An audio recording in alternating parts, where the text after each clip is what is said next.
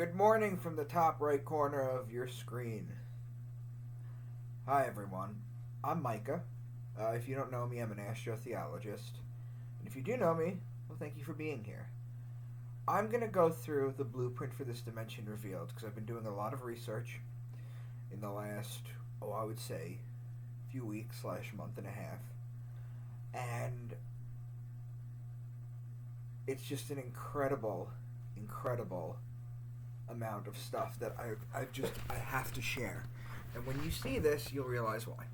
So let's go ahead and get started with this.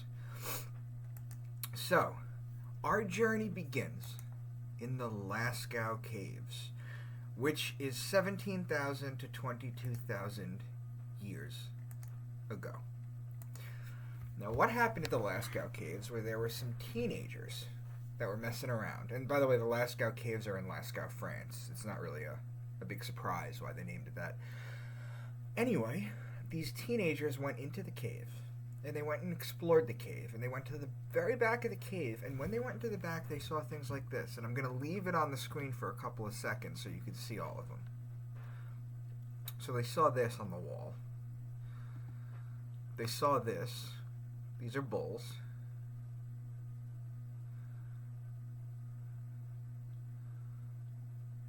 There's a horse up there. You see Sagittarius. The bulls are Taurus.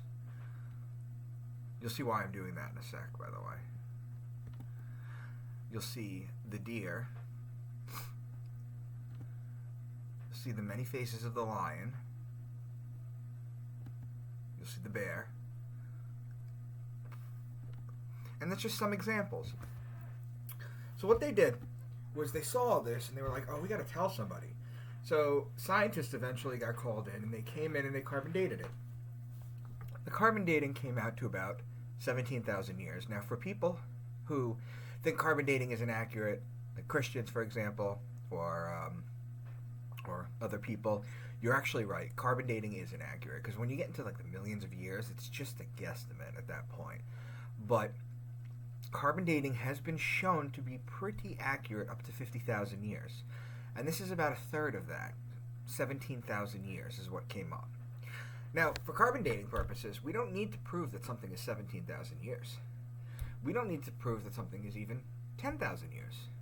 All we need to prove is that it is older than the age of the Bible, for example, which is roughly 6,000 years. So if it's 6,000 years plus 1 day, then why can't it be 6,000 years plus 2 days? So if you admit that, then it's a cascading effect. Anyway, it came out to 17,000 years. So then what they did was, again, they noticed that. They were like, oh, the lion is Leo, the bull is Taurus, the horse is Sagittarius. I noticed these constellations.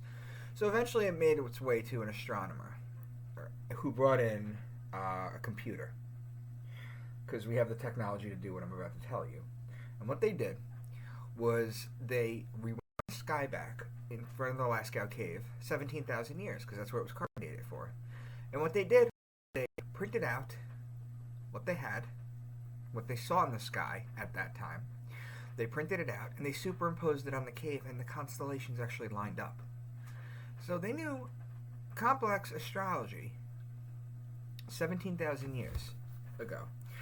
Also, on June 21st, which is the summer solstice, the sun actually came into the cave through the front and went to the back of the cave and lit it up on only that one day.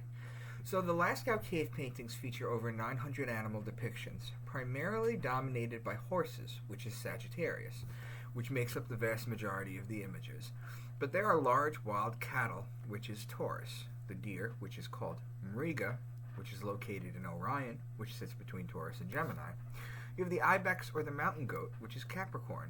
You have the bear, which is Ursa Major, which is located in Cancer. You have the lion, which is Leo. The wolf, which is Lupus, which borders Libra. Notice I don't have the wolf here in the pictures. Well, that's because the original cave has been closed to the public since 1963 to preserve the paintings. And images of the rare predators are not as widely documented as those of the most famous ones, such as the wolf. That's why the wolf isn't there. Now, out of all the animals I just gave you, Taurus Gemini, Cancer, and Leo are 4 signs in a row. Libra, Sagittarius, and Capricorn make 7 signs total. Now, we're going to get into this. These are called opposing signs and connecting signs. Cancer and Capricorn are opposing signs. Sagittarius and Capricorn are connecting signs. Sagittarius and Gemini are opposing signs. So on these 17,000-year-old cave paintings, if I take the zodiac and I notate the signs that are mentioned,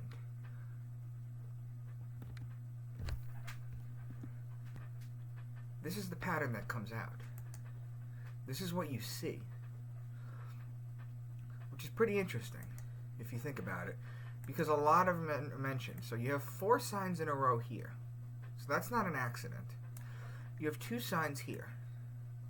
These are the connecting signs. So for example, Gemini, which is right here, that's the twins. The connecting signs would be Taurus, because it's right next to it, the bull, and Cancer, which is the crab. Those are known as connecting signs. The lines that I'm drawing, from like example Gemini, you go across the wheel, to Sagittarius, these are known as opposing signs. Those are the 2 types of connections you can make. There's also another connection too. You have Cancer right here, you have Libra right here, and you have Capricorn right here. These are 3 of the 4. We're just missing Aries. These are 3 of the 4 what's known as cardinal signs. That's why there's cardinals in church. So now our journey is going to take us to the Sphinx, which is 11,000 years to 10,000 years BC. Now, this right here, now notice that I have the curved picture right here. It actually cut off something that was supposed to be down here. But down here in this painting was a picture of Napoleon on a horse right here. This is what Napoleon saw when he came here. He saw the Sphinx buried up to basically its chest right here. This is an 1886 painting by the French artist Jean-Léon Gérôme. This is what the Sphinx looked like. And the reason I bring this up to you is because the Sphinx had been pounded on by sand for, let's say, ages. Earth's most recent major ice age indeed ended roughly 10,000 to 11,700 years ago, transitioning the planet from the last glacial period to our current warmer geological epoch, the Holocene. This dramatic shift in climate was triggered by natural orbital cycles and rising carbon dioxide levels. That's from Wikipedia. And everybody, guys, girls, I know, Wikipedia isn't often accurate. They're bought out. I know that they're shills for disinformation at time, depending on what you're searching. I know that. I know that it's bought out. However, this is what was quoted in Wikipedia, and this actually gives credence to what I'm about to tell you, which is why I quoted it. So I'm going to get into the academics and the PhDs shortly, but I want to let you know is that they're not big fans of me, but when we start talking about this kind of stuff, if I can use a quote from them, or quote a general consensus idea from them, of course I'm going to use it. Now, this is the Sphinx right here, and if you notice, look at the tail. Look at the back over here. You'll notice that it's very smooth, which is weird, right? Because when it was here, it was covered in sand. They must have been pounded by sand forever and ever and ever. You would think it was coarse and grainy, but it's smooth. The Sphinx, when it was completely dug up, the back of it was found to be smooth. This is interesting because after years of sand pounding on it, you would think it was coarse, grainy, etc. It's not. It's smooth. The only explanation for that would be that running water would have had to go over it for, let's say, ages to smooth it over. And I use the word ages loosely, by the way. When was the last time there was water there? Well, that was during the melting of the last ice age that we just touched on 12,000 years ago. Well, if you rewind the clocks back 12,000 years ago, we would be in the age of Leo, as we're approaching the age of Aquarius right now. Now, if you follow the lion's face on the Sphinx, where it was facing, 12,000 years ago, it would have been facing the constellation Leo. And this is from the History Channel. I know it's Ancient Aliens, I get it. I know what you guys think about it. But this is what they basically show you, and this is what they prove. The lion would have been facing itself. Which gives credence to my theory that I'm putting together. Now, we're going to go to Gobekli Tepe, which is 10,950 BC. This is what it looks like excavated, or what it used to look like, right here. Now, within this, you'll find some interesting carvings. For example, this is a carving of a man. This is a carving of the bull. You'll notice the horns are right here. So, I mean, there's the bull right there. You'll notice the lion. You'll notice scorpion, the tail, the stinger, right here. So, the man, the bull, the lion, and the scorpion. I could have showed many more carvings and pictures of animals at Gobekli Tepe. The findings from recent academic research align with my theory. A 2019 study from the University of Edinburgh provides a consistent interpretation for the site, demonstrating that its animal symbols represent an ancient zodiac used to record dates based on the precession of the equinoxes. The study goes on to specify that the constellation in use are then, wait for it, practically the same constellations we continue to use in Europe today. This is direct peer-reviewed validation of my core thesis. Now, for the record, I am always being told my work is not scholarly or friendly to academics. I actually presented a similar PowerPoint to this to the Masons, and it went on their YouTube, and they took it down because they told me, and I quote, that it was too revealing of the signs. That's what they told me.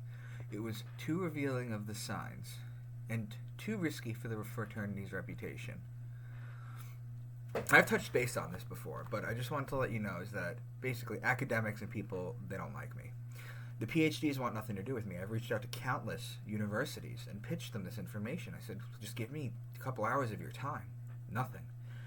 So, in light of that, when academia ends up agreeing with me, of course I'm going to use it to my advantage.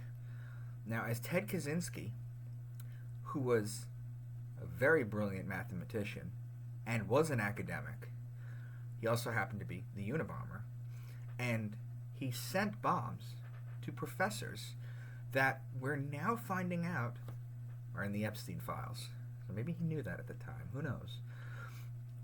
He said the following: though they like to fancy themselves independent thinkers, the intellectuals are allowing, for individual exceptions, the most over-socialized, the most conformist, the tamest, and most domesticated, the most pampered, dependent, and spineless group in America today. As a result, their impulse to rebel is particularly strong. But because they are incapable of independent thought, real rebellion is impossible for them. Consequently, they are suckers for the system's trick, which allows them to irritate people and enjoy the illusion of rebelling without ever having to challenge the system's basic values. That's what he said. Now, let me add to this. They live and die by peer review. And peer review is garbage. And I'm going to give you a bunch of reasons why. First, it is way too expensive. Second, it takes forever. Third, you can fake studies. And they do all the time. And you can look that up too. Fourth, in the case of the Smithsonian Museum with the giant skeletons and Gobekli Tepe, which I'll explain in a minute, if it doesn't fit into a neat little box for them, like the timeline, for example, they destroy it or hide it. Fifth, there is a glass ceiling in academia. Sixth, nobody ever changed the world by getting a PhD. You change the world by thinking outside the box. They carefully curate and tell you what to think. So, just to think of that. But now if we go back to this, the man, the bull, the lion, and the scorpion, it makes this pattern. And if you'll notice here, I have these 3 signs are summer, these 3 signs are fall, these 3 signs are winter, these 3 signs are spring. These are the 4 signs. They make 2 opposing signs, 2 opposing lines right here, and right here. It makes an X through the zodiac wheel. Now, sorry. There are 3 signs in each season. The first sign is the cardinal sign, which is why there's cardinals in church. We went over that. That's the first sign in the season. So this right here is the beginning of summer. This third sign right here is the mutable water sign. It basically takes you out of the season and into the next season. So, in the middle, which are these 4 signs right here, in the middle of the 3, you have what's known as the fixed signs. They're called fixed because they're in the middle of the season. So, Aquarius down here is the middle of winter. Taurus is the middle of spring. Leo is the middle of summer. And Scorpio is the middle of fall. Now, also, I wanted to point out, too, since we talked about the cardinal signs, that let's look at Gemini right here. You can actually break each zodiac sign down into 3 10-day segments. This is known as the first, the second, and the third. You know what they're called? They're called deacons. The first deacon, the second deacon, and the third deacon, which is why you have deacons and cardinals in church, which we'll get to. The most interesting result when restricted to actual carvings, a pattern emerges. You have scorpion, which is Scorpio. You have the aurochs, which is Taurus, the bull. You have lion, the predator, which is Leo. You have the ram, which is sheep-like animal, that's Aries. You have the goat-like animal, that's Capricorn. These are, for the most part, all animal signs. What's missing is most of the human and symbolic signs. Gemini, which is the twins. Virgo, which is the virgin with the wheat stalk. Libra, which is the scales. And Sagittarius, which is the man on a horse with a bow and arrow. Gobekli Tepe is rewriting academia as well as history, because all these PhDs say there's no way they had complex understanding of the skies back then. They were in caves. Or that's what they say. Unfortunately, what the government has decided to do is completely cover up the site. What the government of Turkey has done is that they've planted olive trees over the entire site. Now, why would they do that? Why olive trees? Because olives are considered sacred in Turkey, and it's illegal for you to take down the trees without permission. Well, unfortunately for them, the cat's already out of the bag with this one. So, we now move on to the Vinca culture. So, these were carvings these were the painting on the walls, and then you had the carvings, and now the sun tells the hour of the day, the moon tells the day of the month, the zodiac tells the month of the year. This is a perfect calendar in our cosmos from where we're located.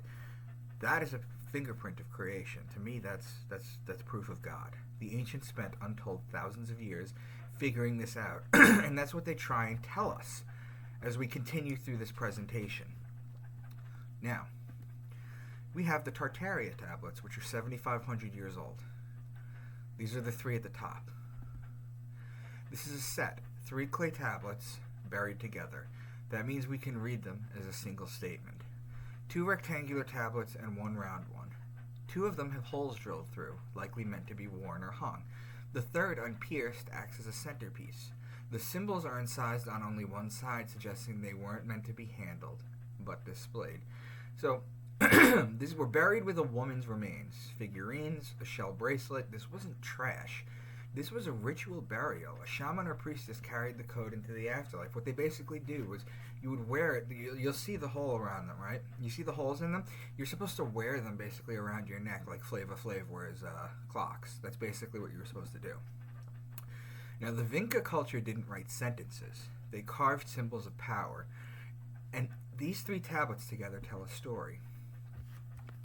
So tablet 1, the round disc, which is this one. George Lazzarovici's recent analysis suggests the round tablet's incision likely represent constellations closely aligned with the sacred signs of the Neolithic proto-writing system, devised to articulate an astronomical framework. Scholars like Marco Merlini have examined this hypothesis extensively, testing whether the motifs form a celestial map rather than mere decoration. The round tablet are arranged around a central hole, like a wheel. This is no accident. So, this tablet again, right here. A drilled opening in the middle is the sun, right here. This is the sun right here. Now, the sun is represented by Leo, because the ruling planet of Leo is the sun. The moon is represented by Cancer, because the ruling planet of Cancer is the moon. So, the center of the celestial wheel, the point around which everything turns. Then you have paired dots. Small circles. 2 small circles mark twins, paired Gemini. So we're starting to see the zodiac take place. And guys, this is 7,500 years ago. So think about it like this. Well, let's try and explain it like this. When you have a child, and your baby is like 2-3 years old, and you say, "Can you draw me a duck?" And then they scribble on a piece of paper, and you're like, "Oh, that's beautiful," and then you put it up on your wall. It doesn't look like a duck, right? But it's the beginnings of trying to express something. Whereas 20 years later, maybe they're in art school, suddenly that duck looks gorgeous, right? It's the evolution. This is an evolution right here. So the twins represent 2, because there's 2 of them. So this is how they would represent them. That's the beginning of representation. Whereas, for example, water has always been represented like this, and the glyph for Aquarius, the water, is still like this. This is water. This is water right here. So it's like the 2-year-old with the duck, right? You got to think about it like this. This is the very beginnings of it. Now, the line with the terminal hook, a straight line ending in small curves, is the bow, and the arrow, which is right here. You guys see that, right? You guys see how that's a bow and an arrow, right? The wavy lines, meandering in size, stroke, Aquarius, flowing. So the central hole is the sun, Leo the king. The wavy lines is Aquarius. The twin dots are Gemini, the brothers. The hooked line is the bow, Sagittarius the archer. The concentric arcs are the zodiac band itself. Whoever wore this disc around their neck was wearing the entire celestial wheel. Now, out of everything that I just gave you on this first tablet right here, just the first one, Sagittarius and Gemini are opposing signs, as are Leo and Aquarius. So not only are they zodiac representations, they are making the connecting sign, opposing sign patterns that I've checked and traced through the ages. Tablet 2, the pierced rectangular tablet, this one right here. Abstract symbols only, no animals or plant figure. The tablet contains primarily abstract linear signs, but within the Vinca corpus, those abstract signs have consistent meanings. A tally-like mark, grain, harvest, is Virgo, a counting symbol, the quantity of grain. Virgo is the lady holding the wheat stalk. That's the harvest season. So the grain, which shows seeds or harvest yields, that's the link between Virgo and agriculture. The V shape with the stem or chevron on a vertical line is the bird, the eagle, the winged. Scorpio becomes the eagle. To explain that to you guys real quick, because you're going to need to know that later too. Scorpio becomes the eagle. The scorpion is the belly-crawling creature. It's the lowest form of life on Earth. That's what it's considered, because it slithers on its belly. It's considered a punishment. It's a low form of life on Earth. In the Garden of Eden, after the deception with the tree of knowledge, the first thing God does isn't kick Adam and Eve out. The very first thing he does is afterwards he punishes the serpent and he takes the legs away from it, so now it has to slither on its belly. It's a punishment. However, the eagle if you think about this as kind of like a Carl Jung archetypal evolution, the Scorpio is the belly-crawling creature, but its evolved form alchemically is the eagle. And the eagle is the highest flying form of life on Earth. That's turning lead into gold, by the way. Lower self into higher self. So, the scorpion is a belly-crawling creature. It's a low form of life on Earth. And then the eagle is the highest flying form of life on Earth. So that's its evolution. The bird in flight, the soul's ascent. So the ego aspect of Scorpio. And then you have the double vertical lines, 2 parallel strokes. That's the twins. That's Gemini. Next is tablet 3, which is right here. No hole. Features 3 distinct figures: a horned animal, an unclear figure, and a vegetal motif. This is the most famous of the 3 tablets because its symbols are the most representational.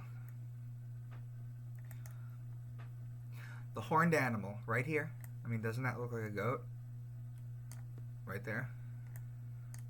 That's a goat right there. The horned animal is the most direct link to the zodiac. This right here is a rudimentary sign of the man.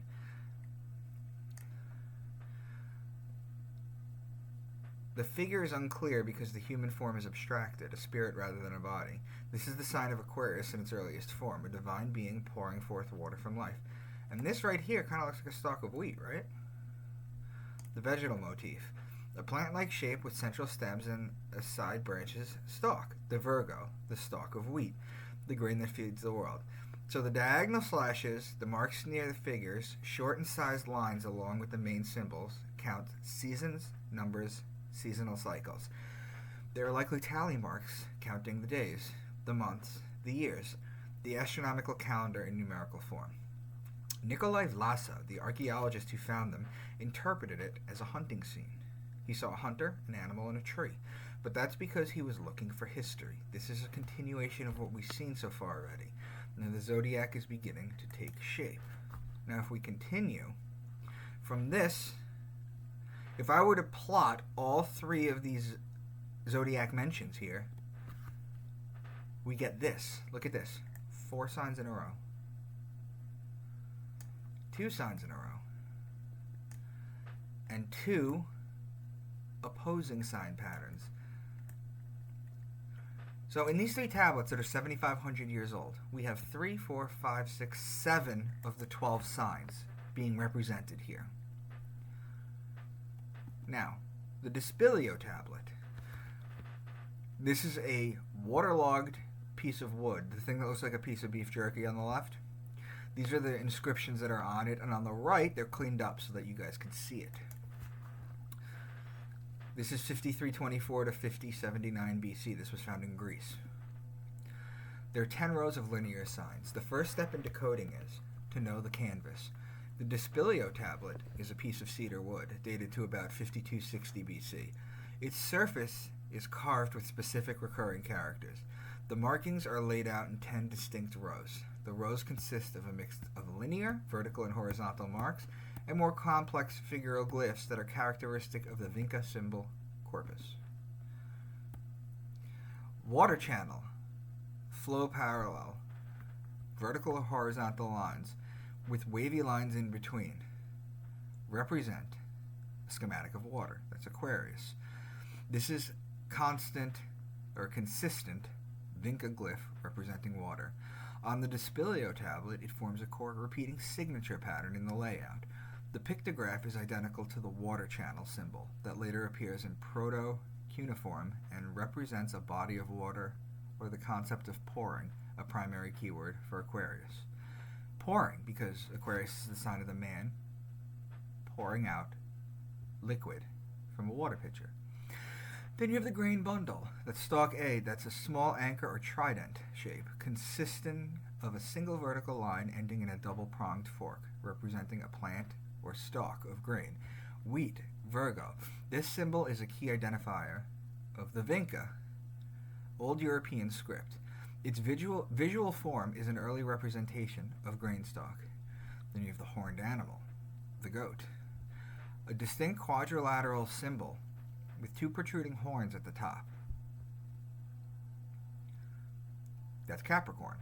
That's a variant of the Vinca goat symbol. It appears several times in the tablet's carvings.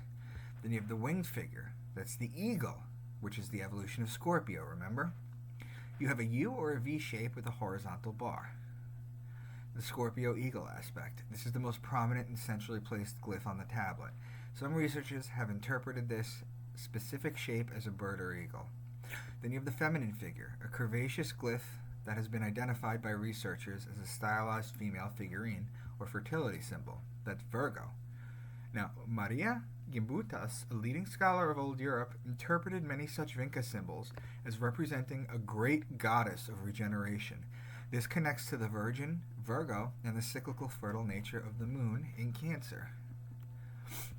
When you place these identified symbols together, a coherent narrative emerges that extends across the tablet. You have water, which is Aquarius, the grain, which is Virgo, the goat, which is Capricorn, the eagle, which is the ascendant of Scorpio, the figurine, which is a woman, Virgo, and the scorpion, which is Scorpio. So both Virgo and Scorpio are represented twice here. And this is the pattern that it makes. There's not a ton of patterns that it makes, but this is still a third of the zodiac wheel in a tablet. Well, it's not even a tablet. It's a piece of wood that's 7,500 years old. It's also significant that the tablet is made of wood, a material that decays. The fact that it survived suggests it was held as sacred, powerful, or magical, an object that preserved a written spell or cosmic vision, not inventory. Now, the surprising thing between the Dispilio and Tartaria tablets, okay, is that Virgo, the grain, Libra, which is accounting and order, and Aquarius, which is water, consistently emerge as the strongest symbolic correspondence in both Tartaria and Dispilio. These three themes, agriculture, measurement accounting, and water management, are exactly the kinds of concerns that dominated the Neolithic settlements. So, of course, the Gradeshnitsa tablet, this is 5000 BC, this was located or found in Bulgaria. I'm going to clean it up a little bit for you guys to show you. This is what we get out of it. The tablet was found in Bulgaria, dated around 5000 BC, right between Tartaria and Dispilio. There's two sides, front and back. The tablet is inscribed on both sides with Vinca symbols, abstract linear marks, geometric shapes, and possible pictograms. This is the tablet front. Based on published image and academic descriptions, the front contains the following symbol. The circle with the central dot, prominent upper area, is the sun disk, which is Leo. We went over that before. The crescent shape, that is the moon. That is Cancer, the moon, which marks the seasons and the tides. The moon rules Cancer. So the moon rules Cancer, the sun rules Leo. Those are connecting signs, by the way. And those are the only two signs that those two rule over, by the way. Now the wavy line, meandering line across the middle of the water, this is it right here. You see that, right? That symbol right there? That's the water. That's the stream pour. That's the water channel. The stream poured from the pitcher. Then the hatched rectangle, cross-hatched lines, field, furrow, harvest, Virgo. The tilled field, the sown earth, the grain of virgin. Two vertical parallel lines, or the twins, the paired brothers, Castor and Pollux Troy. The front side has 5 clear signs: Leo, Cancer, Aquarius, Virgo, and Gemini. And that's basically half the zodiac arranged in a specific sequence. It's not random. Now, based on those 5 signs, guys, Aquarius and Leo are opposing signs. Gemini, Cancer, Leo, Virgo are 4 signs in a row. The back of the tablet contains different symbols. Horned animal, 4-legged, curved horn, that's Aries, the ram. The fish shape, curved body and the tail, that's Pisces, the fish. The scorpion shape, curved tail with the stinger, that's Scorpion. The spiral meandering wheel is precession all signs of the zodiac wheel. The spiral represents the eternal cycle of the sun through the signs. So the back of the tablet adds Aries, Pisces, and Scorpio. So now, if you put the two together, we have Aquarius, Pisces, and Aries, 3 signs in a row. Now on the next slide, the pink highlights are from the front of the tablet. The green ones are from the back, just to show the contrast. And 1 second. This is it right here. So this is the front. That's 4 signs in a row. That's 1 opposing sign. That's the front. And then the back is 2 signs in a row, but now we have 3 connecting signs in a row. So look at that. We have 1, 2, 3, 4, 5, 6, 7, 8. 2/3 of the zodiac is represented on this tablet from 5000 BC. So you guys starting to see a pattern emerging. The Indus Valley civilization, Harappan, which is 3300 to 1300 BC, which peaked at 2600 to 1900 BC in Pakistan. Now, the primary sources for this cipher are thousands of steatite seals found at sites like Mohenjo-Daro and Harappa. These 5 were taken from a combination of both locations, so they weren't found right next to each other. You know, they weren't found there, but they were very distinct in what they have. But if you look at this right here, you have the goat, which is Capricorn right here. You have the man sign right here. That's Aquarius. This is the unicorn, right? That's what it's showing you right here. But up here is the fish, which is Pisces. Then you have down here, which is Aries. This is a ram's horn. This even looks like a ram's horn. And then down here is Taurus, the bull. So you have 5 zodiac signs right there in a row that are being shown. This is not by accident. They're doing this on purpose at this point. Now we got to Stonehenge. Now this is what happens right here on the summer solstice. As the sun's rising in the morning, you have these 2 pillars right here, and the sun comes up in the middle right between them.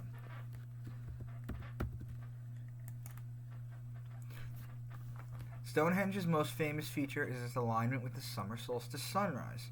Around the solstice, the sun appears to pause before reversing its movement along the horizon.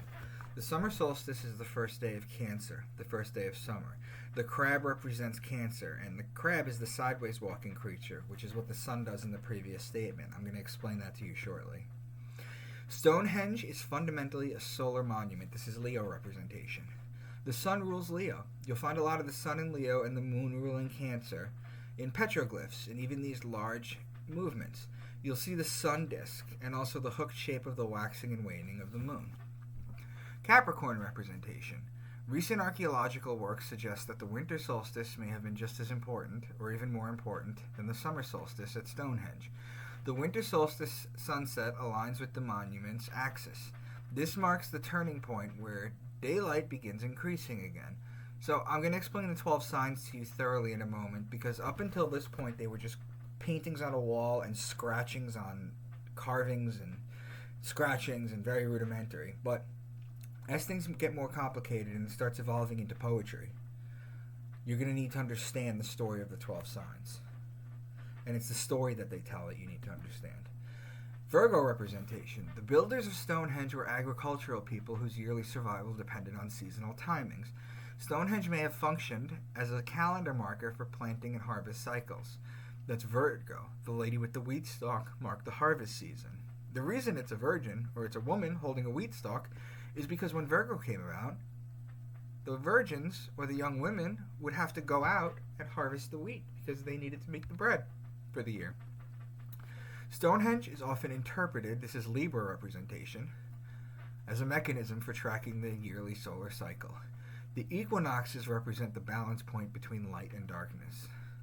The first day of Libra is September 23rd, which is the fall equinox. It's an equal day, equal night. It's 12 hours each.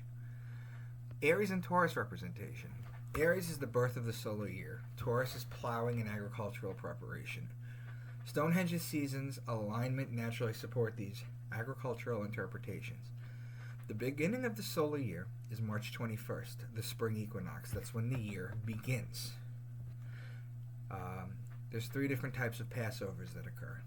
We're going to get into that, I promise you, when I go over the 12 signs. But the beginning of the year is March 21st. Now, the beginning of our year is January 1st. Now, who in history starts the new year in winter?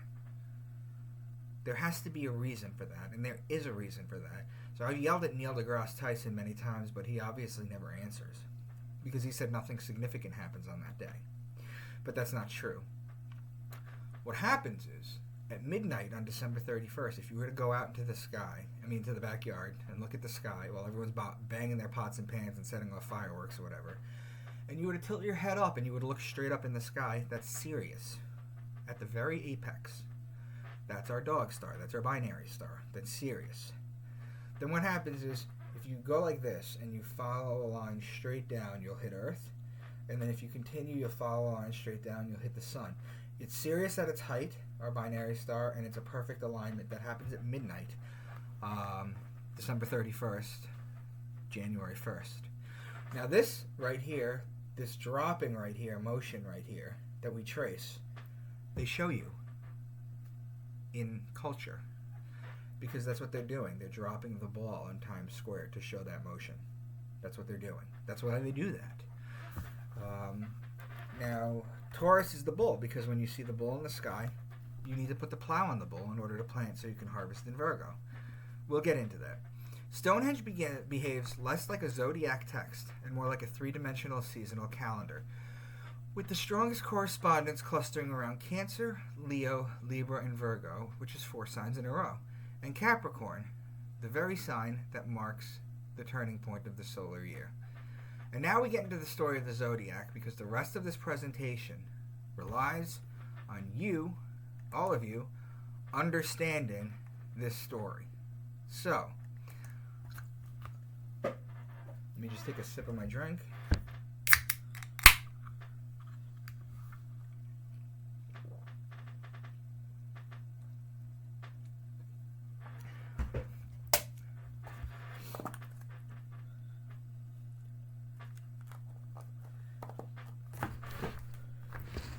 Okay, guys.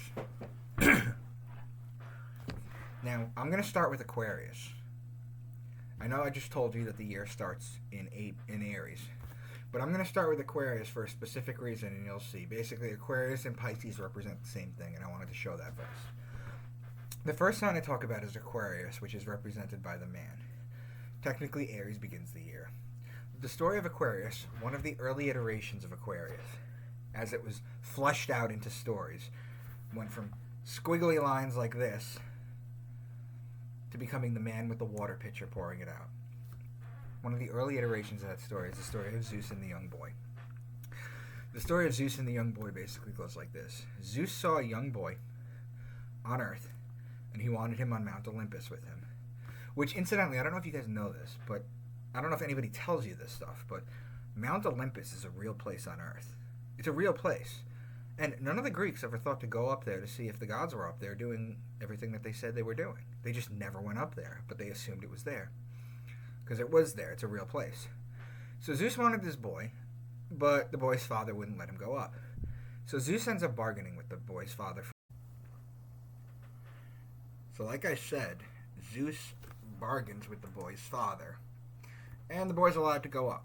So while he's up there, he is feeding everyone out of this water pitcher, something called ambrosia. That was the nectar of the gods. That's what the gods drank.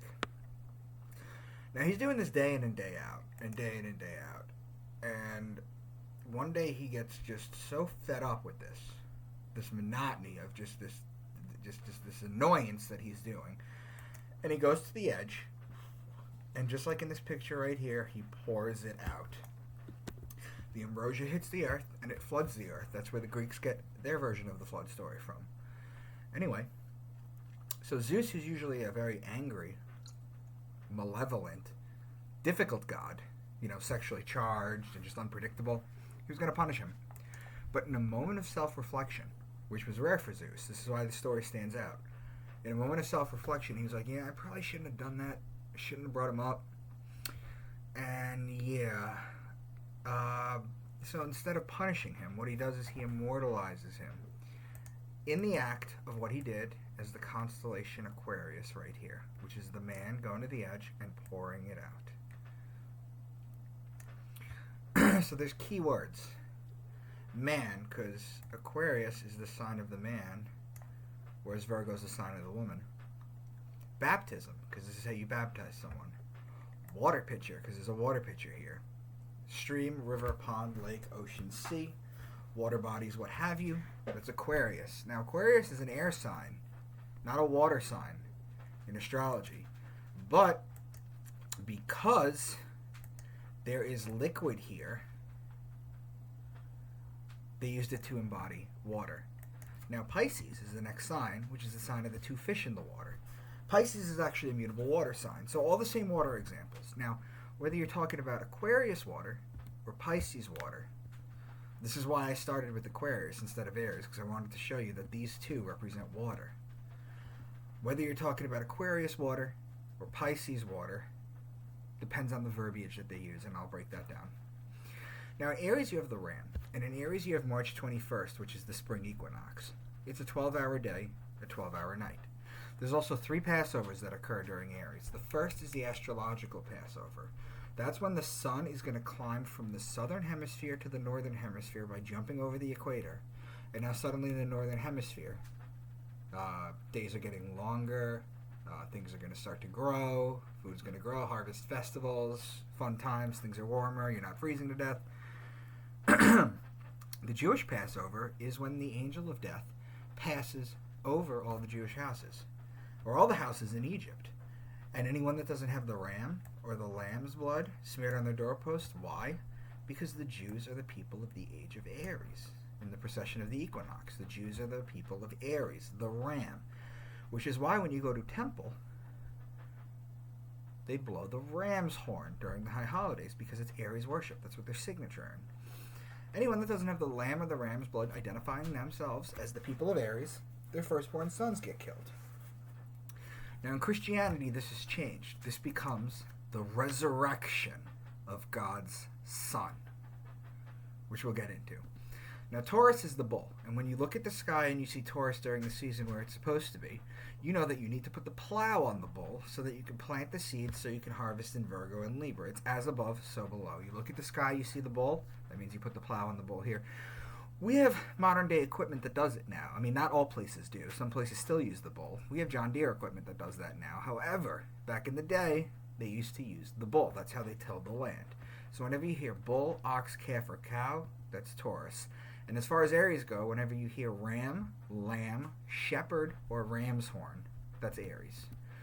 Now, Gemini is the twins. It's the sign of Castor and Pollux Troy, whose sister was Helen of Troy. Remember how it started off like this with just 2 lines? It evolves into this right here. So whenever you hear twins or brothers, that's Gemini. Then Cancer is the crab. And in the ancient Egyptian time, it was known as the scarab. You even get the word crab from the letters of scarab. Cancer is also ruled by the moon. So why is Cancer the crab? Why does it walk sideways? Well, let's explain that. So on December 25th, the sun is going to rise a degree on its axis. On the 26th, it's going to rise an additional degree. On the 27th, an additional degree. Every day it's going to rise an additional degree. This is not to scale, guys. I'm just showing you what it does. The sun is going to go through all the zodiac signs. It's going to go up, go up, go up, go up. Every day a degree on its axis. Every day a degree on its axis. When it hits June 21st, that's the summer solstice. That's the longest day of the year. That's the shortest night of the year. What the sun then does for 3 consecutive days after is it's not going to rise an additional degree or drop a degree. No, it's not going to do that. What it's going to do is it's going to rise to the exact same height. So in the sky, it looks like it's walking sideways. And the reason Cancer is the crab is because the crab is the sideways walking creature. Then on June 25th, it's going to drop a degree. And then on June 26th, it's going to drop an additional degree. And then every day after that, it's going to drop an additional degree every single day until it hits December 21st. On December 21st, that's the winter solstice. That's the longest night of the year. That's the shortest day of the year. It's the beginning of winter. What the sun then does is it doesn't even crack the horizon. So the ancients used to look out on December 21st when it came around, and they would say, God's sun is dead. It's not going up. It's not doing anything. And then it's going to walk sideways like the crab for 3 days. So suddenly, God's son was dead for 3 days. Where on December 25th, or the birth of all of the gods, the sun comes back to life. It's born again. The risen Savior, the light of the world, the only begotten Son, comes back to life. It's born again. So Leo is the king. He's the lion. He's the king of the savannah. The ruling planet of Leo is actually the sun. So whenever you hear lion, lioness, or cub, that's Leo. Then you have Virgo. Virgo is the woman holding the stalk of wheat. Remember before when we said that you plant in Taurus? Well, the virgins would cultivate the wheat in Virgo in order to make the bread for the year. So whenever you hear virgin, wheat, grain, seed, barley, corn, these are all grainy things that were harvested during Virgo. The wheat makes the bread, the barley makes the beer, and corn absolutely was harvested back then. I'm going to show you a scripture later that shows that. Now Libra is the justice. It's the scales, it's the balance. He's known as the just one. The reason it's the justice is because on September 23rd, that's the fall equinox, it judges God's sun. You remember in the spring you had the Passover. It's going to the north, so it's being celebrated. Here, it's going to jump from the northern hemisphere to the southern hemisphere, and it's going to make its way to winter and to cold and to death. So, Libra is also wine season, which is when you plant for the grapes in Taurus, you can press the wine here. It's also olive season. So, 3 things happen here. You have all law stuff, so law, judge, justice, the just one, divorce, marriage, court. You have all wine stuff, wine, vineyard, wine press, grapes, vine. You have olive oil. So all law, all grapes and wine, and all olive stuff. That's Libra. And Scorpio is the scorpion. He's the betrayer. That's what he is. He's the betrayer. Because when a scorpion attacks you, it's going to leave an imprint in your skin that looks like a pair of lips. So you got to think about it metaphorically. It gave you a kiss, right? So that's sweet, right? That's good. But the kiss is full of poison. That's the betrayal. That's why he's the betrayer. It's why the mafia has the kiss of death. That's where they get it from. And it's why Jesus was betrayed by Judas with a kiss. So the sun is judged in Libra. He's betrayed in Scorpio. And then, by the way, while they are known as the scorpion, they actually have 7 different symbols that they evolved through during their lives. You guys already know about the eagle. We already touched base on the eagle. But there's also the dove, the phoenix, the spider, the lizard, the snake, and the wolf. For our intents and purposes, we're going to focus on the eagle. I'm going to show you the dove and the phoenix. The phoenix is Christ. The phoenix is the same story. So the scorpion evolves into the eagle, and then the eagle evolves into the phoenix. The phoenix is a flaming ball of life, like the sun, that dies and is reborn from its ashes. It's the same story as the sun. So the sun is judged in Libra, then it's betrayed in Scorpio, and then finally in Sagittarius, right here, this is where the guy shoots the bow and the arrow, or shoots the arrow into the sun, effectively killing it. Why? Why does the sun die? Well, the sun dies on December 21st. That's the winter solstice. It cannot rise any lower. It's dead. It's the beginning of winter. And then it remains there for 3 days. So whenever you hear horse, bow and arrow, horseman, that's Sagittarius. And then finally you have the goat.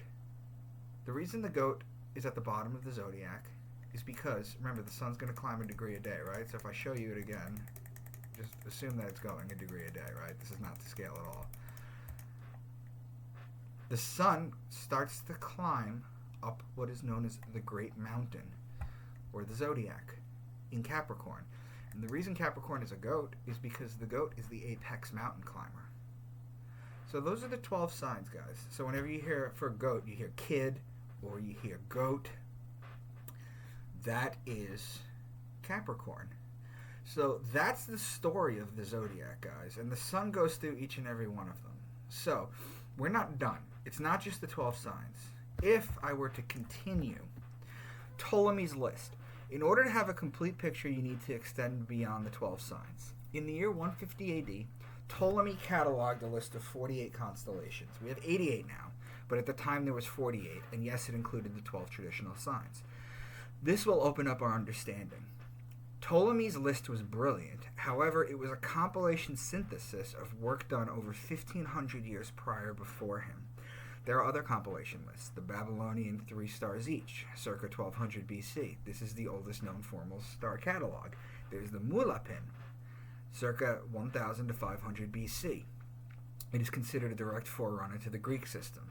In 275 BC, the poet Aratus wrote Phenomena, a literary account of the constellations based on the lost work of astronomer Eudoxus. Let's look at what was cataloged. Note, not all of them are represented here, just the ones that are mostly used from my experience and my research. There's about 16 of them. So you have the 12 plus the 13th sign in sidereal Ophiuchus, that's the serpent bearer, or serpens, which is the snake. So you have those 13 plus 16 is about 29 different signs and locations. You have Auriga, which is the charioteer, or the chariot. Now, whenever they're talking about horses and chariot, Auriga borders north of Taurus Gemini. So, it's north of Gemini. So, whenever you're talking about the horse and the horse is Sagittarius, and the chariot is Auriga, which is in Gemini. Those are opposing signs. So, whenever you say horse and chariot, you're actually making a pattern in the heavens. You have Draco the dragon, which goes from Aries to Sagittarius. You have Ophiuchus, the serpent bearer, which is between Scorpio and Sagittarius. You have Serpens, the snake of Ophiuchus, which is between Scorpio and Sagittarius. You have Ursa Major, the great bear, that's between Cancer and Leo. Also contains the Big Dipper. You have Ursa Minor, the little bear, that's Cancer, Leo. It circumnavigates around Polaris, our North Star. You have Camelopardalis. Camelopardalis is a combination of two words. Camelos, which means camel, and Pardalis, which means leopard. The camel leopard. The original name for the giraffe was Camelopardalis because they looked at it and they were like, this thing looks like a camel, or it's got a weird shaped body like a camel, and it's full of spots like a leopard. So they had no idea what else to name it. So that's Camelopardalis, which is in Gemini. Then you have Acellus Borealis, which is the donkey. That's in Cancer. You have Ara, which is the altar. That's in Scorpio, Sagittarius. You have Argo Navis, which is the ship or the boat. It's closest to Cancer, Leo. You have Canis Major, the big dog. That's in Gemini. And Canis Minor, the little dog. That's also in Gemini. You have Corvus, which is the raven, which is in Virgo. You have Crater, which is the cup, that's in Virgo. You have Mariga, which is the deer, which is in Gemini. And then you have the beehive cluster, which was originally called the manger. That's in Cancer. The bees produce honey, by the way. So, you add the 12 zodiac signs, plus Ptolemy's list, and you're ready to see this kind of poetry that they were writing. So we'll start with the Sumerian age. That's 4500 BC to 1900 BC. By the way, this dude right here, this is supposedly, or it is, I should say, Gilgamesh. And notice that he's holding a lion, and look how small the lion is next to him. Sumerian age tablets we're going to cover. We're going to go over the Kesh Temple hymn, that's 2600 BC, the instructions of Shuruppak, the exaltation of Inanna, the debate between bird and fish, the Epic of Gilgamesh, which was 2100 BC, but it took nearly 1,000 years to write. Enki and Nirushaja, that's 2112 to 2005 BC. Enki and the World Order. You have Inanna's descent to the Netherworld and Enki's journey to Nibiru. Notice it's not Nibiru, like the Anunnaki. It's Nibiru. So the Kesh Temple hymn. Before I start breaking these Sumerian tablets down, I want to mention that I have included numbers before the writings. That is the line or lines that you could find the statements on the tablet. These are not like the Bible, where everything is book, chapter, verse, scripture, nice and orderly. They were written on clay, mostly. So if you wanted to fact check me, I've given you the means to do so. So I'm just going to read the lines for the first one, okay? 10 to 20. House platform of the land, important fierce bull. 22 to 30. Like the boat of heaven, the platform of all the lands, from the riverbank. House roaring like an ox, bellowing loudly like a breed bull. 45 to 57. At its lower end a stag. House. At its upper end a wild sheep. At its lower end a deer. House. At its upper end a dappled wild sheep. At its lowest end a beautiful deer. House at its upper end green like a viper. House at its upper end rising like the sun. At its lower end spreading like the moonlight. Frisking cattle are gathered at the house in herds. This is 59 to 73. The house consumes many cattle. The house consumes many sheep. 75 to 86. The house gives birth by a lion. Ninhursaja sits within like a great dragon. 88 to 102. Like white bulls standing about on the plain, at whose gate is a lion reclining on its paws. is a great frisking wild bull, is an awe-inspiring lion. 104 to 115, bring the, and then there's missing words, waters. 116 to 126, the bull's horn is made to growl. Based on everything that I just read for you, this is the entire temple, the Kesh temple hymn, by the way. The bull is Taurus. The boat is Argo, which is Cancer to Leo. The riverbank is Pisces. The sheep is Aries. The deer is Mriga, which is located in Gemini. The viper is Serpens, which sits between Scorpio and Sagittarius. The sun is Leo, because Leo is ruled by the sun, and that's why he's the king. The moonlight is the moon, which rules Cancer. The dragon is Draco, which is from Aries to Sagittarius. So this is where poetry begins. This is where they start in the Sumerian. The Kesh temple hymn is one if not the oldest Sumerian work that they have found. And if I were to map this out on the zodiac, based on everything that I found, you would have these three connecting signs, and you'd have 1, 2, 3, 4, 5, 6 connecting signs. This right here, if you see a line right here going like this, between Scorpio and Sagittarius, that means they mentioned a viper or a snake, and that's Serpens. And Serpens is between Scorpio and Sagittarius. You also have 3 opposing signs. There's 1, there's 2, there's 3. So in this basically 4,500-year-old tablet, you have 3/4 of the zodiac mentioned. And look at the patterns that it makes. So now we have the instructions of Shuruppak, which is 2600 to 2500 BC. You should not buy a donkey which brays. You should not plow a field. You should not make a well in your field. A thief is a lion. After you have apportioned the bones, you will be made to restore the ox.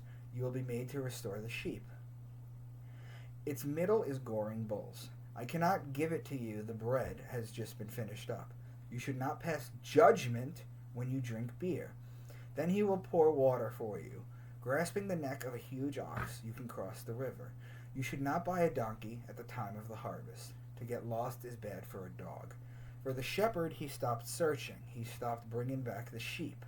For the farmer, he stopped plowing the field. The donkey is a Salus Borealis, which is in Cancer. The plowed field is Taurus. As above, so below, remember? The lion is Leo. The ox is Taurus. The sheep is Aries. The bread is the lady with the wheat stalk, Virgo. The judgment has to do with law, which is in Libra. The pouring water is Aquarius, and the river is Pisces. See the difference? The pouring water, like the man pouring the water out, or pouring the ambrosia out, the boy in Aquarius, the pouring water. But the river, where the fish live, is Pisces. See the difference between the two waters. The dog is Canis Major, which is in Gemini. So based on the instructions of Shuruppak, these are the patterns that it makes. You have these three opposing signs. That's 1, 2, and 3.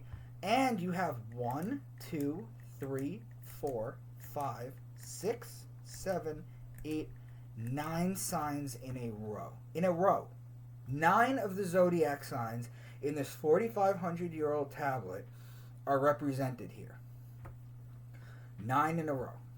So now, this is the Kesh. Look at the pattern. And then this is the instruction of Shuruppak. Look at how different the pattern is. We're going to continue. The exaltation of Inanna, mistress of heaven, who has seized all 7 of its divine powers. Like a dragon, you have deposited venom on the foreign lands. Blood is poured into their rivers because of you. Responsible care is removed from its sheepfolds. My honeyed mouth became venomous. I shall give free vent to my tears like sweet beer. My good divine wild cow, drive out the man, capture the man. Be it known that you devour corpses like the dog, like the light of the rising moon. So the mistress in heaven is Virgo, right? She's the woman sign in heaven. The 7 divine powers are the Pleiades, which are in Taurus. They're known as the 7 sisters, the 7 divine powers. The dragon is Draco, which is Aries to Sagittarius. The river is Pisces. The sheep is Aries. The honey is the beehive cluster, which is in Cancer. The cow is Taurus. The man is Aquarius, the sign of the man. The dog is Canis Major, which is in Gemini. The moon rules Cancer. So based on the exaltation of Inanna, These is what it looks like. You have 1, 2, 3, 4, 5, 6, 7, 8 zodiac signs in a row, and you have 1, 2, 3 opposing sign connections. So again, 9 out of 12. So if we go back to here, the first tablet, the Kesh, that's 9 out of 12. It's just missing Taurus, Virgo, and Libra. The instructions of Shurapag is missing Scorpio, Sagittarius, and Capricorn. And the exaltation of Inanna is missing Scorpio, Sagittarius, and Capricorn. So it's the same as... Oh no, I'm sorry. Leo, Libra, and Scorpio. Sorry. So they're all different. They're all different in what they're doing. So let me explain to you what's going on here, as things start to make a little bit more sense. We went from showing that Gemini was this, and Aquarius water was this on carvings. Remember the 2-year-old with the pen who was drawing you a duck? To now, we have words, and we can assign things to words. And we started making star poetry. So for example, in Cancer right here, if I wanted to talk about Cancer, you have the beehive cluster, so I can mention honey. I can mention the crab. I can mention the scarab. I can mention the donkey, which is a Celis borealis. I can mention Ursa Major, which is the bear, which is in Cancer. So you have a bunch of different words that you can use. And what you do is you put the stories together. Like, if I were to say, the lion will be judged. That puts these two together. So this is how you start to make stories and make poetry of the heavens. You go from the carvings in the ancient times to showing the signs, to developing the signs, to now that the signs have been developed and the story is there, and we can write and read, what is it doing? That's how you glorify God. You make poetry of the heavens, and that's what this is. The debate between bird and fish. He took in his hand waters. He scored out the smaller streams. Enki made spacious sheepfolds and cattle pens, and provided shepherds and herdsmen. And fish live in the pools and lagoons. They let you moo like cattle, bleat like sheep. They pour out cool water in jugs for you. Well, that one's obvious. The fisherman brings you into the palace. Groats, flour, malt, hulled, barley, and emmer wheat are sweet things to my mouth. Then bird came, lion-faced with an eagle's talons. Our judge shall take this up. Let us take our case to Enki, our judge and adjudicator, amid roaring like the bull. So the sheepfold and cattle pens, shepherd and herdsman, are Aries and Taurus. The fish is Pisces, and the cool water in jugs is Aquarius. So those are 4 signs in a row. Aquarius, Pisces, Aries, and Taurus. Then you have the hulled barley, that's Virgo. The lion is Leo, the eagle is Scorpion, and the judge is Libra. Well, now you have Leo, Virgo, Libra, and Scorpio. Those are 4 signs in a row. So when you map this out, this is the debate between the bird and the fish. When you map the astrotheology out from between the bird and the fish, the debate between the bird and the fish, it makes these patterns. And if you look at this, the interesting thing about the heaven patterns that this particular one makes is that they kind of, sort of, if you agree with me, look like the wings of a bird. The bird and the fish. Well, this is an absolutely awful job I just did. But basically, if you look at this, right, here's one wing. And here's the other wing. So this is 2/3 of the zodiac wheel. There's 8 out of 12 signs. And if you look at this, there's levels to how deep this goes. This is the star poetry, but based on what they decided to use between the bird and the fish, this looks like a bird's wings. So, the Epic of Gilgamesh, 2100 BC, but the research shows it took 1,000 years to write. It's such a long poem that I didn't break down the whole thing. The rest were kind of short. This is a huge poem. So I just took one small section out of it to make a point. May the bear mourn you, the hyena, the panther, the leopard, deer, jackal, lion, wild bull, gazelle. May the rivers Eulia and Euphrates mourn you. whose sacred waters we offered to the gods. May the young man of the great walled Uruk mourn you, who cheered when we slaughtered the bull of heaven. Guys, you're going to see the bull of heaven all the time. Who is the bull of heaven? That'd be Taurus, wouldn't it? May the farmer mourn you, who praised you to the skies in his harvest song. May the shepherd mourn you, who brought you milk. May the brewer mourn you, who made you fine beer. May Ishtar's priestess mourn you, who massaged you with sweet-smelling oil. May the wedding guests mourn you like their own brother. The bear is Ursa Major, the great bear, which is Gemini Cancer. The leopard is which is Cancer. The leopard is Camelopardalis. That's in Gemini. Mariga, or the deer, is located in Orion, between Taurus and Gemini. The lion is Leo. The wild bull is Taurus. The rivers are Pisces, the water sign that signifies the water. The bull of heaven is Taurus. The shepherd is Aries, as previously mentioned. The milk comes from the Milky Way galaxy. Right? The milk from the Milky Way galaxy. The Milky Way galaxy center is in Sagittarius. The brewer and the fine beer is from barley, which is harvested in Virgo. Ishtar's priestess is Virgo the woman. The sweet-smelling oil is the oil from Libra. The mourning like their own brother is Gemini the brothers. Out of this just one passage out of the Epic of Gilgamesh, look at all these patterns. 1, 2, 3, 4, 5, 6, 7, 8, 9 in a row. A 10th sign. So and look at all these patterns that it makes. The only ones that they didn't have, so they didn't mention the serpent in this one, so that's not Ophiuchus. They didn't mention Scorpio here, so they obviously didn't mention the eagle, or the phoenix, or the dove, or the scorpion. They didn't mention that. Capricorn, they didn't mention the goat, or the kid. But besides that, the whole zodiac is here, in one passage. Now you have Enki and Nirhasaja. In Dilmun, the raven was not yet cawing, the partridge not cackling, the lion did not slay, the wolf was not carrying off limbs, the dog had not been taught to make kids curl up. The raven is the constellation Corvus, which means raven, and borders Virgo. The lion is Leo. These two are connecting signs. The wolf is the constellation Lupus, which borders Libra. It's 3 signs in a row. The lamb is Aries, which is the wolf's opposing sign.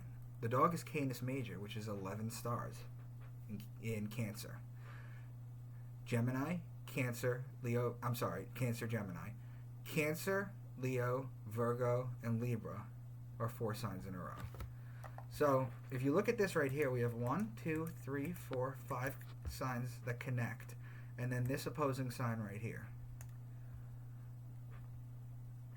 And that was just one section from, from Enki Nirhasaja. Enki and the world order. Father Enki engendered by a bull, begotten by a wild bull. The great dragon who stands in Eridug. A grove of vines extending over the land. Where stags are born. Where wild goats are born in meadows. You close up the days and make the months enter their houses. It's important to know, guys, that the zodiac signs are known as houses, or eons, or eras, or mansions. There's different words for it, but it basically means the same thing. Now, the bull is Taurus. The dragon and its tail goes from Aries to Sagittarius. The stag is the deer, which is Mariga, which is in Orion, which is between Taurus and Gemini, and the goats are Capricorn. So just in this one thing to open the tablet, you have 7 zodiac signs in a row. 2, 3, 4, 5, 6, 7. I mean, look at the patterns that it's making. Not only is it making these not only is it mentioning the signs, but it's making these patterns. And remember the bird and the fish, right? It actually made the pattern of the wings in the heavens. Inanna's descent to the netherworld. She took the 7 divine powers. She had placed twin egg-shaped beads on her breast. After 3 days and 3 nights had passed, and the other the life-giving water, they will offer you a river full of water. They will offer you a field with its grain. They eat no fish. The 7 of them poured the milk. They would not let the shepherd play the pipe. He turned his feet into snake's feet, in the beer house and the tavern. The 7 divine powers are the 7 sisters of the Pleiades. That's in Taurus. The twin is Gemini. These are connecting signs. The life-giving water, think about the baptism, right? Aquarius, the man with the water pitcher, the life-giving water. The river full of water is Pisces. Again, differentiation between the waters. These are connecting signs. The field and the grain are Virgo. Pisces and Virgo are opposing signs. The fish is Pisces as well. The milk comes from the Milky Way galaxy, whose center is in Sagittarius. Sagittarius and Gemini are opposing signs. The shepherd is Aries. So far we have Aquarius, Pisces, Aries, Taurus, and Gemini. 5 signs in a row. And the snake is Serpens, which sits between Scorpio and Sagittarius. The beer house is Virgo. This one makes this pattern. You have these 2 connecting signs. You have these 5 connecting signs. You have 3 sets of opposing signs. Now, I want to mention something to you guys real quick. This right here is the first day of summer. This is Cancer. This is the summer solstice. In Cancer, you have the beehive cluster. In Sagittarius, the last day of Sagittarius is the first day of winter, the winter solstice. So these 2 signs are actually opposing signs right here. First day of summer, first day of winter.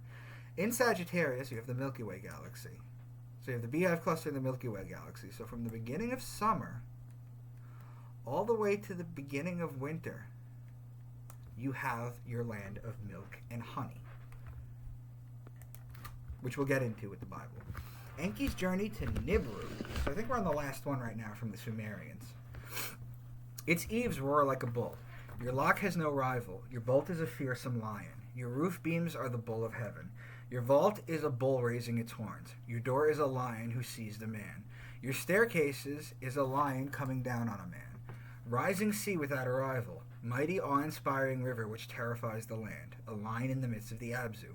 The Suhar carp play among the honey herbs. Enki had oxen slaughtered and had sheep offered there lavishly. Enki reached for the beer and had emmer wheat beer pressed. The bull is Taurus, the bull of heaven. The lion is Leo, the man is Aquarius. Aquarius and Leo are opposing signs. The carp is Pisces, and the honey is the beehive cluster in Cancer. Aquarius and Pisces are connecting signs. The sheep is Aries. Aquarius, Pisces, Aries, and Taurus are 4 signs in a row. The beer, wheat beer, is Virgo. Virgo and Pisces are opposing signs. Leo and Virgo are connecting signs. Cancer and Leo are connecting signs. Cancer, Leo, and Virgo are 3 signs in a row. Look at these patterns. 1, 2, 3, 4. 1, 2, 3. And then look at the opposing signs. So if you'll notice, the Sumerians went above and beyond representing the zodiac through celestial poetry. And guys, the thing about the celestial poetry is it's all based on the same story. The sun going through the 12 signs and what it finds along the way and the adventure that it goes through. That is the only story that has been told since the beginning of time in any ancient text, because now we're going to move into the Babylonians. Dane Rudyard said, astrology is a language. If you understand this language, the sky speaks to you. I've just taken you through 9 Sumerian tablets stories. Note the pattern of connecting signs and opposing signs that are always prevalent. What we're beginning to see is that whereas before, when they would just show the signs in pictographs or carvings and very rudimentary signs, there may have been patterns or not. What you're seeing here is the earliest civilization, LOL, because obviously the Sumerians were not, based on what we've just seen, but nonetheless, at least that wrote them down, that we have stories about. From the moment that writing began, they were telling poetry of the stars. Using the keywords that I've outlined that match up to the zodiac sign or a constellation within a sign, you would write sentences and stories using those words. They then forced you to use your right brain to map out the heavens with them. It would teach you about the stars in a non-rote memorization technique, stories that you can pass down. Here's the thing. The problem with us is that 6,000 years later is that we're actually reading these and we're taking all these stories literally, instead of appreciating the poetic way that they taught about our place in the cosmos. So we're going to the Babylonian time frame right now. This is the Babylonian Age, 1894 to 1595 BC. We're going to cover a couple works, the Enuma Elish, the Code of Hammurabi, and the Atrahasis. Now, in order for this presentation not to be 12 hours long, I have provided the complete breakdown for the Sumerian work like I just did. But as we go to the Babylonians, Egyptians, Bible, Old Testament, New Testament, Gnostic texts, Quran, Book of Mormon, in that order, I'm only going to provide one example from each. If one were so inclined, when they are done with their presentation, they can view debunkmywork.com, which is my tongue-in-cheek website where I actually have the complete breakdown of all of these. I also have my book series. I also have a way to contact me. I have all my work there. That's basically, I have all my social media links. So you get they're little links that you just basically click on, like the Twitter icon and the Facebook icon, and it takes you right to where I am in case you have questions. But I'm also going to explain this in order to reinforce that the patterns are still there and the cipher works. So the Enuma Elish. There is a growing group of people on YouTube, amongst other places, that say the very first mention of the zodiac was in 713 BC. The Enuma Elish disproves that. The Enuma Elish, the Babylonian creation epic, 1894 BC. He, Marduk, constructed stations for the great gods, fixing their astral likenesses as the stars of the zodiac. He determined the year, and into sections he divided it. He set up 3 constellations for each of the 12 months. So that right there. Now, the Enuma Elish. Then Tiamat enlisted a horned snake, a Meshusu dragon, a mad dog, a scorpion man, half fish, half man, half bull. The horned snake is Serpens, which is between Scorpio and Sagittarius. The dragon is Draco, that's between Aries and Sagittarius. The mad dog is Canis Major, which is in Gemini. The scorpion man is a Scorpio-Aquarius mix. The half man, half fish is Aquarius-Pisces border, which blends the fish and the man sign. The half man, half bull, which is half Aquarius, half Taurus. So the Enuma Elish, just in this 1-2 sentence passage, gives you 1, 2, 3, 4, 5, 6, 7, 8. Hold on. And I mentioned this to you guys before, but if you see a half-drawn line like this, that's just my way of representing Serpens or Fucus. So there's a lot going on here. 8 signs in a row. This is 2/3 of the zodiac in, what, 2 sentences? Then Tiamat enlisted a horned snake, a Meshusu dragon, a mad dog and scorpion man, half fish, half man, half bull. Right? So the Code of Hammurabi.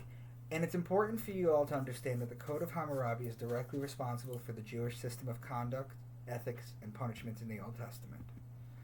If a man had stolen ox or sheep or ass or pig or ship, whether from the temple or the palace, he shall pay 30-fold. The man sign is Aquarius, the ox is Taurus, the sheep is Aries. The ass is a Celis Borealis or donkey located in Cancer. The ship is a constellation called Argo that goes from Cancer to Leo. So, Aries and Taurus are connecting signs. Cancer and Leo are connecting signs. Leo and Aquarius are opposing signs. So in this one tiny little sentence, you have 2 connecting signs, and 1 opposing sign in that one little sentence. Now the Atrahasis. The Atrahasis epic was composed and first circulated in the Old Babylonian period, 2000 to 1600 BC. This precedes the final composition of Genesis, Noah's Ark, 5th century BC, by over a millennium. We're going to show the astrotheology in it, as well as show how the Jews that wrote the Old Testament completely ripped it off. On the left is the Atrahasis, on the right is Genesis. And again, I can make this PowerPoint available for you people.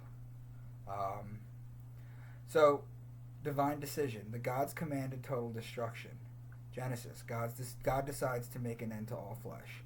Warning to the hero. Atrahasis. Enki instructs Atrahasis through a dream. Genesis. God speaks directly to Noah. Instructions to build. Atrahasis. Forsake possessions and save life. The boat. Roof her over like the Apsu. Genesis. Make yourself an ark. Cover it with a pitch inside and out. Construction details. Carpenter carried his axe. Rich men carried the pitch. Genesis. Ark built with specific dimensions. Ceiling with a pitch. The pitch should be firm. Give the boat strength. That's the Atrahasis. In Genesis. Cover it with a pitch inside and out. Cataclysm. 7-day deluge arrives. Atrahasis. Genesis. After 7 days, the water came. Bird releases. Atrahasis. Doves, swallow, and raven sent out after the flood. Genesis. Raven, then dove sent out. Landing on a mountain. The ark grounds on Mount Nemush, also called Nisir. Genesis. Ark rests on the mountain of Ararat. Post-flood sacrifice. Atrahasis offers a sacrifice immediately after exiting. Genesis, Noah built an altar and offers burnt offerings. Divine response. The gods smelt the fragrance, gathered like flies. That's post-sacrifice. And in Genesis, the Lord smelt the soothing aroma. You guys see the connections here? These stories share a core sequence of events. Number 1, decision to destroy. In the Atrahasis, the gods command total destruction, and in Genesis, God decides to make an end of all flesh. Number 2, warning to the hero. Both heroes are warned and instructed to build a vessel. Number 3, the vessel and cargo. The hero gathers his family and animals. Number 4, the flood and universal death. The storm arrives, and all creatures that are moved on earth perished. Now the Astrotheology, this is in Tablet 1. This is just one example out of the story because it's long like Gilgamesh. The gods, his brothers. That's 48. 354. The land was bellowing like a bull. Line 381. And bring a baked loaf in front of it. The brothers are Gemini. The bull is Taurus. Those are connecting signs. Virgo is the baked loaf. That's bread. And this is just one example out of many, many, many, many, many. So next, we're going to the Egyptians. I was going to start with the Egyptian Book of the Dead until I came across some information that it took the book 1,000 years to write, and it drew inspiration from 2 previous books. The Pyramid Text, 2400 to 2300 BC, and the Coffin Text, 2100 to 1650 BC. So I ordered those 2 to go through them, very hard to find. Then I looked further into other Egyptian texts. These contain the densest collections of animal symbolism, celestial imagery, seasonal motifs, boats, birds, cattle, serpents, fish, lions, bird, eagle, Scorpio, cattle, Taurus, serpent, between Scorpio and Sagittarius, serpents, fish, Taurus, lion, Leo, falcons, and cosmic cycles. So the books are the Book of Gates, the Amduat, the Book of Caverns, the Book of the Heavenly Cow, Contendings of Horus and Seth, the Great Hymn to Aten, the Temple Texts of Edfu and Dendera. The problem with these 7 books, guys, is that I can't find them anywhere. I've looked. I really have. So unfortunately, we're just stuck with the Pyramid Text, the Coffin Text, and the Egyptian Book of the Dead to make my point. But if anyone can find these books, I will gladly take a recommendation on where I could pick them up. The Pyramid Text, 2400 to 2300 BC. To say, thought, he has given his head to him, a pitcher of water. Thy mouth is the mouth of a sucking calf on the day of his birth. A jug of milk, 1 jug of fine milk. Osiris N, open thy mouth with that which thou art full. Wine, 1 black stone jar. Osiris N, take to thyself the liquid going forth from thee. Beer, 1 black stone bowl. Take them which I give to thee, a bowstring, pouring a libation of oil, 2 baskets of corn, for he is indeed the great bull which smote, an offering of that which is in the eye of the boat of the god. The judge is awake. To that god of whom the twin children of Atum said, he who is in the city of waters, 'cause thou that the shepherd's crook be in the hand of En. Serpent, turn over that we may see thee. Scorpion, this is said to thee. The ox or bull of heaven. He alights as a scarab. That lion is inside this lion. Pitcher of water is Aquarius. The calf is Taurus. The milk is the Milky Way galaxy whose centers in Sagittarius. The wine is Libra. The beer is Virgo. The bowstring is Sagittarius. The oil is Libra. The corn is Virgo. The bull is Taurus. The boat is Argo, which is in Cancer and Leo. The judge is Libra. The twin children is Gemini. The city of waters is Pisces. The shepherd is Aries. The serpent is Serpens, which sits between Scorpio and Sagittarius. The bull of heaven is Taurus. The scarab is Cancer. The lion is Leo. So out of all of these, it's literally just missing the goat. And they didn't mention the goat. But you can make every other connection. 11 signs in a row, 11 out of 12. This is the utterances. This is the pyramid text. Every sign except the goat is represented. 436a. N. Is Horus who comes forth from the acacia, who comes forth from the acacia. So the sprig of acacia is incredibly important in Freemasonry. It is the plant that identifies where Hiram Abiff is buried. It is also very important to know that the acacia plant is one of the few plants that is loaded rich with DMT. If you want a psychedelic view of the Bible, there's a great book called The Mushroom and the Cross by John Allegro, which goes into that. The burning bush, what manna is, all these sorts of hallucinogenics that it basically makes a case for that if you were interested in that. The acacia, which is again important in Freemasonry, is loaded with DMT. Now the coffin texts. While this is neither the place nor the stage of our investigation which would permit anything more than a casual mention of other reasons for the study and publication of these coffin texts, it may be further mentioned that there is also found in them a body of astronomical tables, the earliest such materials available in old Egyptian documents. Well, it's not, but James Henry Breasted, the Oriental Institute. These guys need to figure out a little bit more about astrotheology before they make a comment like that. But again, that's academia right there. That's where academia sits with this. Ho-En, this is spell 1. Ho-En, you are a lion, who bring water and make the Nile. These two spirit gods bring the celestial waters and separate the divine images like the constellation of the Great Bear. O come you with the enemy serpent. Praise the sacred boat of Seker. That's spell 1 from coffin Y1C. Praise the image like the constellation of the bull's leg. Spell 1 from coffin MC105B. Spell 2. They judge the enemies of this day. From coffin MC105. Spell 9. This feather facing this goddess. So the goddess, Virgo, that gave birth, the virgin birth, to the sun, S-U-N, to rise upon the mountain of the god to bring Osiris to Ra. When I explain that Capricorn is the goat, because it is the apex mountain climber and the sun is born on December 25th, which is Capricorn, to start climbing the mountain again, I never included the word mountain as a code word to mean Capricorn, because I didn't think it fit as smoothly as the other key words, and I didn't want you guys to kind of have to, go with it a little bit, but I guess, but, and then it starts questioning other things, so I left the word mountain out. But based on this, the goddess that gave birth to the sun to rise upon the mountain. So Virgo gives birth to the sun comes to life December 25th to climb the mountain. So goat, Capricorn, after reading this statement, I will include it now, the mountain with Capricorn. And this also means that the pyramid text, which didn't mention goat before, that had 11 of the 12, which mentions mountain many times in the text. I just didn't write it there. All 12 signs are represented in the pyramid text now. Spell 4, you eat your bread. Spell 7, plow the earth and do battle. To be victorious, work a plow. So, in the coffin text, you have these 4, these 3. They're all opposing signs right here. These 3.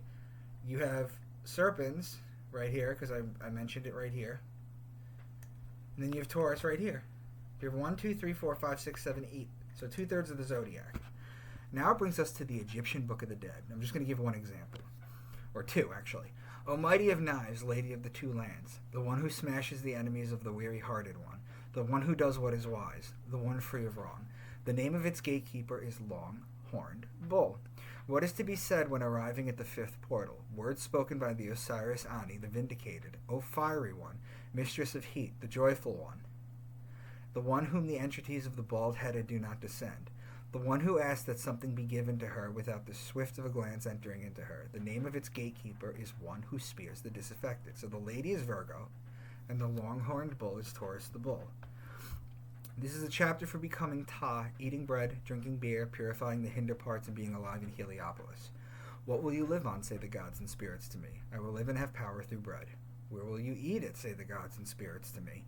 I will have power, and I will eat it under the branches of the tree of Hathor, my mistress, who made offering of bread, beer, and corn. Remember I told you guys earlier that they would mention corn? This is the Egyptian Book of the Dead, by the way, that they harvested corn.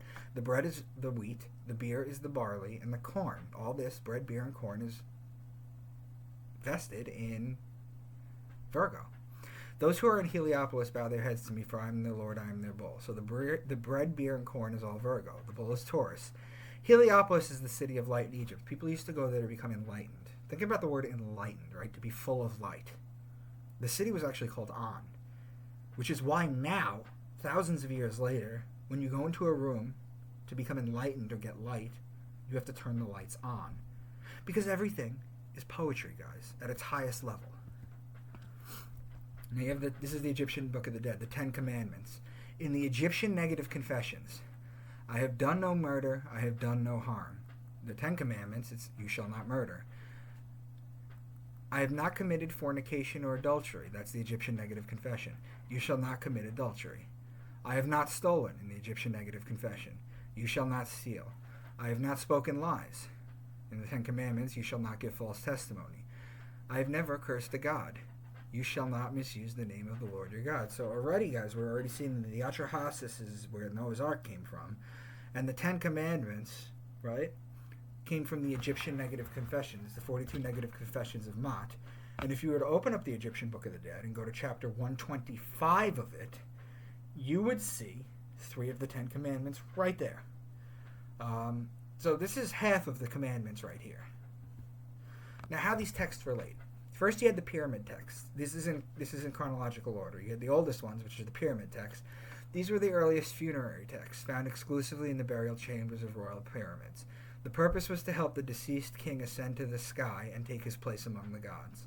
Then you had the coffin texts. This marked a crucial shift. The texts were now available to nobility and high-ranking officials, writing on the inner surfaces of coffins. They introduced spells acting as illustrated guidebooks to the afterlife. Then you have the Book of the Dead. This was the final stage, where the text became widely available to the general population. It was primarily written on papyrus scrolls, which were sold to individuals to be placed in their tombs. So, guys, it's sort of like a trickle-down effect, if you think about it, over time. Now you have the Greek magical papyri from 100 BC to 400 CE. These are spells. This is the exact copy that I have on the right.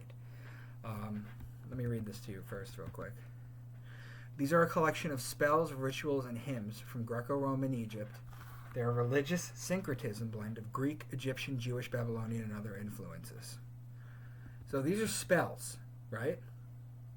Now, there's a bunch of introductions in this book to, to scholars who wrote words about this. Then eventually it gets to the spells part itself. That starts on page 3. It goes to page 330, so it's 327 pages. From page 3 to page 17, so only 14 pages in, I was able to find all 12 signs.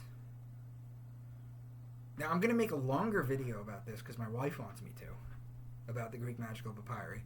A whole video where I break down the entire thing.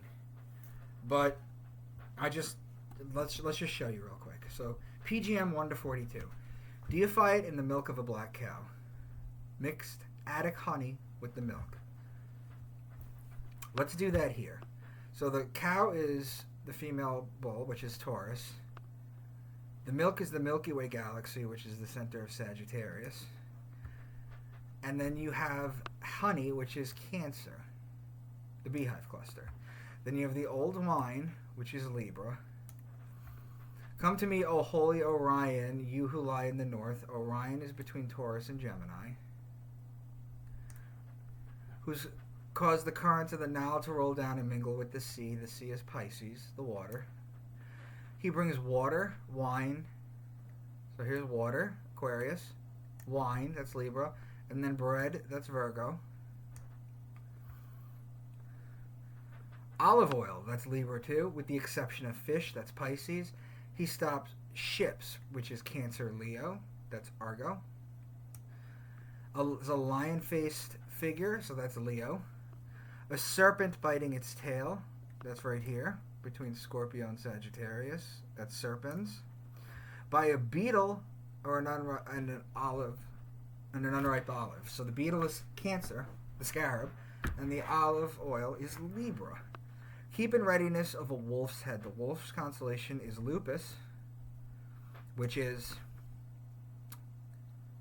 borders Libra. Pour a libation of wine, honey, milk, and rainwater. We have that already. If he does not appear, sacrifice the brain of a black ram. Well, the ram is Aries. Pour some oil on the altar, too. So the altar. And then PGM 2, 64 to 184, when the moon is in Gemini, so it's openly mentioning Gemini. This strikes around the forces of the horse's flanks with tail of that of a snake. On the first day, collects nails of a sheep, and on the second, the nails of a goat. The goat is Capricorn.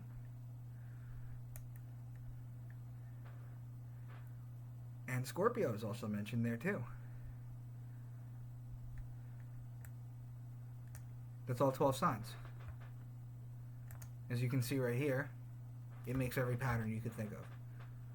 So, this follows the pattern of all the other works we've touched base on so far.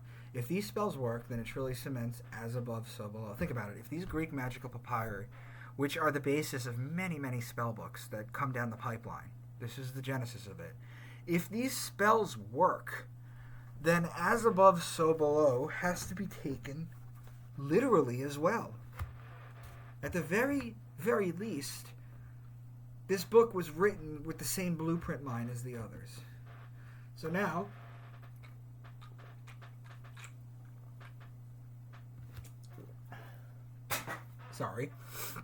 we have the Antikythera mechanism. Remember when people were trying to figure out what this is?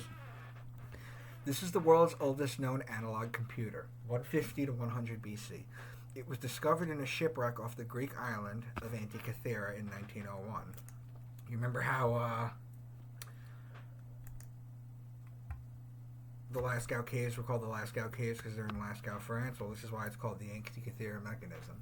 It has 37 meshing bronze gears, which took another 1,000 years to see technology like this again. A hand-turned shaft drove gears and trains that moved pointers across dials, showing the position of the sun, the moon, and planets through the zodiac on demand. The zodiac cipher is inscribed all over it. The front dial bears the Greek names of the zodiac signs. I'll go through them in a minute. Calibrated to a 360-degree scale.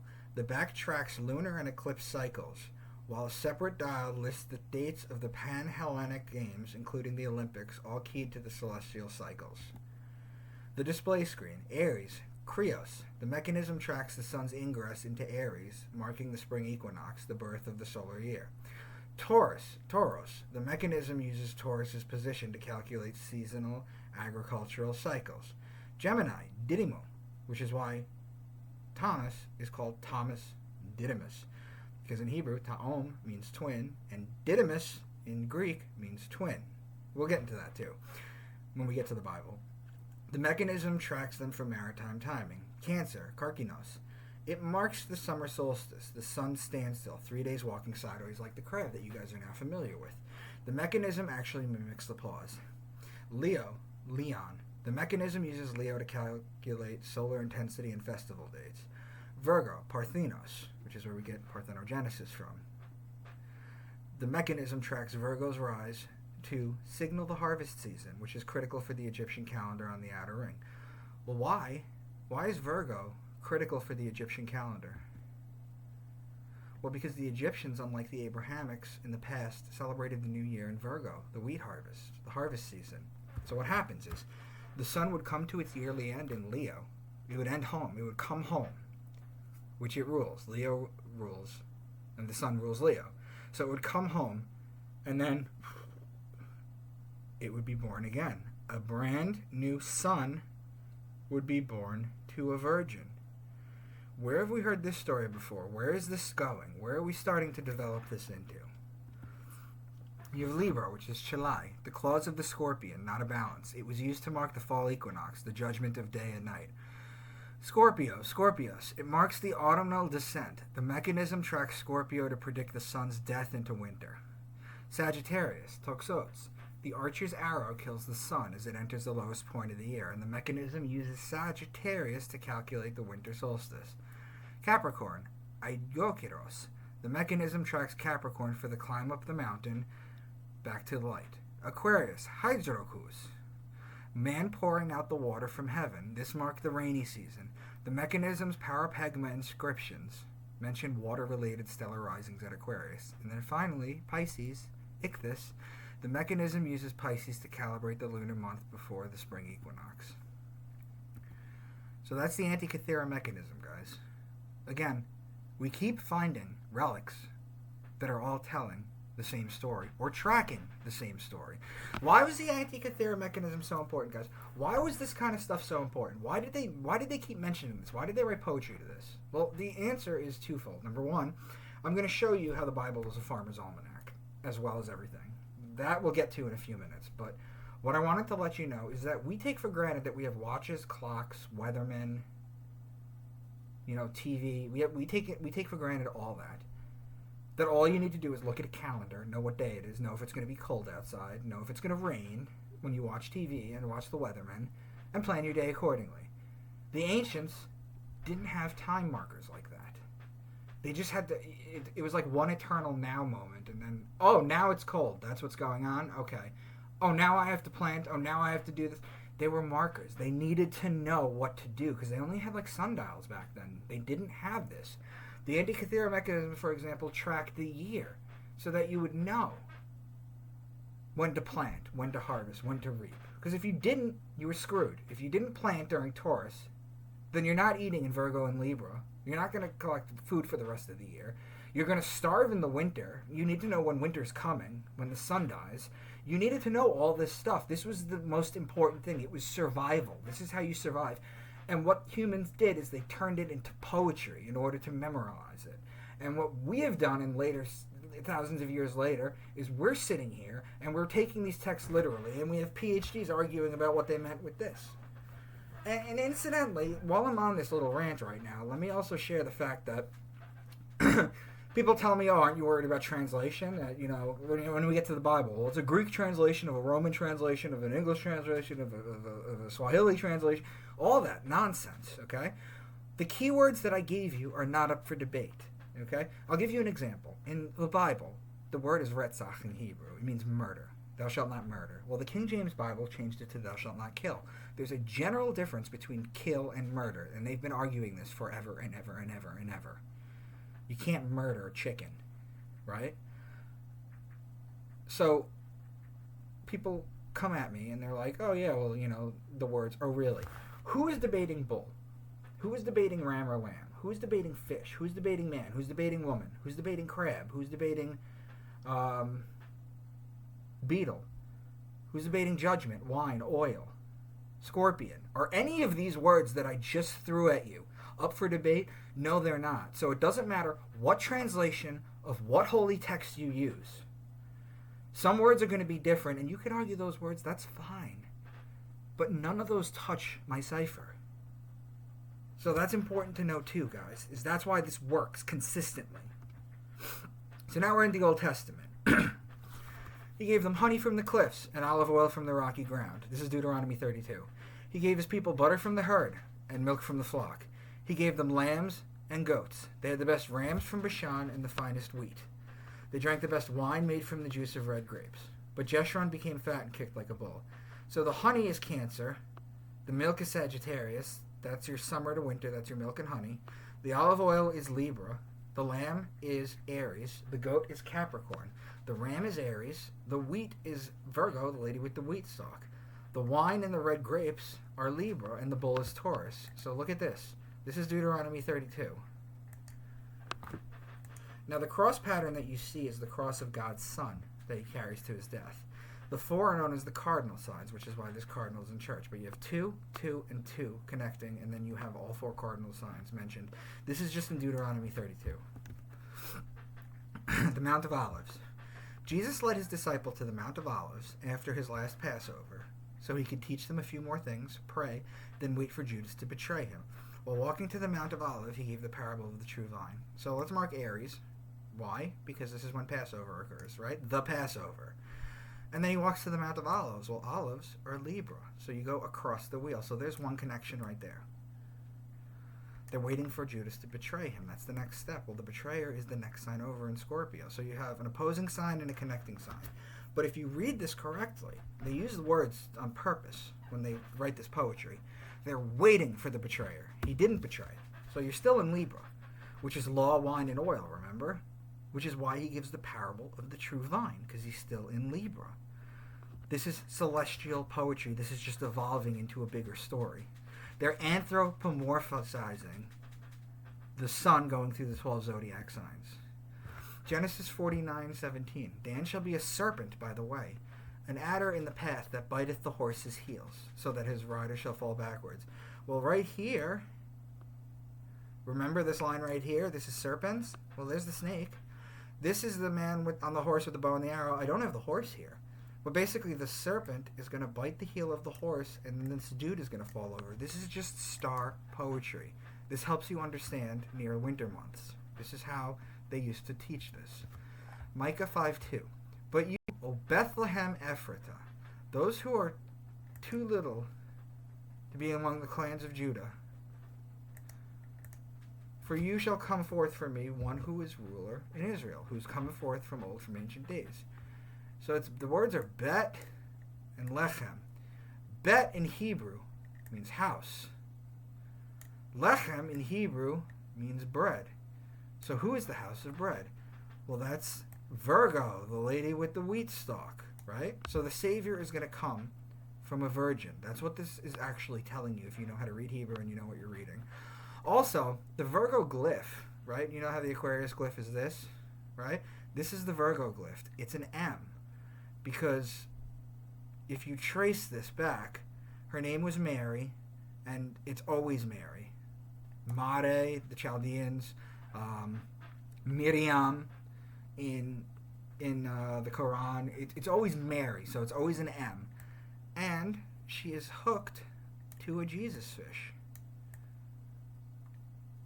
That's the glyph for this. Job 38:32. Can you lead forth the Mazzaroth? The Mazzaroth is actually an ancient word that means zodiac. It actually translates to zodiac. This is why they still call it the Mazzaroth in the Bible right there, because they want you to not even know that. The Mazzaroth, okay. They don't want you to know that the Mazzaroth actually translates to zodiac. Over time, Mazzaroth becomes Mazalot, which survives in Judaism today as Mazel Tov, which is good fortune from the stars. So what is the Lord's challenge to Job? He says, can you bind the chains of the Pleiades? Can you loosen Orion's belt? These are finally out in the open star metaphors. Like, you remember when we read the Greek papyri and it said the moon is now in Gemini? Sometimes, once in a blue moon, they'll put it out there and they won't encode it. So the Pleiades are in Taurus. Orion's belt is between Taurus and Gemini. Then he says, can you bring forth... This is God's answer to Job after Job is begging him, I lost everything, and you guys know the story. Can you bring forth the constellation in their seasons, or lead out the bear with its cubs? The constellations are the zodiac above, and the bear and its cubs are Ursa Major, the Great Bear, and Ursa Minor, part of the Big Dipper, between Gemini and Cancer. Who can tip over the water jars of heavens? Well, who's the guy tipping over the water jar in heavens, guys? That's clearly Aquarius. Do you hunt the prey for the lioness and satisfy the hunger of the lions? That's Leo. Who provides food for the raven? That's the constellation Corvus, which means raven and borders on Virgo. Do you watch when the doe bears her fawn? Mriga, meaning deer, is located in Orion. Who let the wild donkey go free? That's a Celis Borealis, meaning donkey, and is located in Cancer. Will the wild ox consent to serve you? That's Taurus. Do you give the horse its strength? So they mention the horse, so we know it's Sagittarius. But if you keep reading, it laughs at fear, afraid of nothing. It does not shy away from the sword. The quiver, when they mention the quiver, the word quiver, do you guys know what a quiver is? A quiver is what sits on the side of the horse that holds the arrows, because Sagittarius is a man on a horse with bow and arrow. Does the eagle soar at your command and build its nest on high? The eagle is Scorpio. Finally, it says, can you pull in Leviathan, which was an ancient fish god, just like Dagon, just like Mithra during the Piscean Age? Can you pull in Leviathan with a fish hook? That's Pisces. So in Job 38:32, we have 1, 2, 3, 4, 5 signs in a row, 2 signs in a row, and 2 signs in a row. Look at all these patterns that it makes. So this is Job 38:32. Now this science only works for people in the northern hemisphere. And there's a reason for that. The Sumerians, Egyptians, Christians, Jews, and Muslims are all based out of the northern hemisphere. For example, June 24th, the summer solstice, is actually the winter solstice in Australia and New Zealand, much of South Africa and South America. So it's real simple, guys. Everything is backwards. So Taurus is when you plow, right? That's in the northern hemisphere. But in like Australia, you would have had to do it in Scorpio.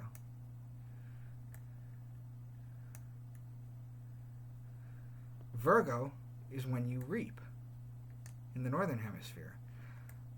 But in the southern hemisphere, you would do it during Pisces. The story still works.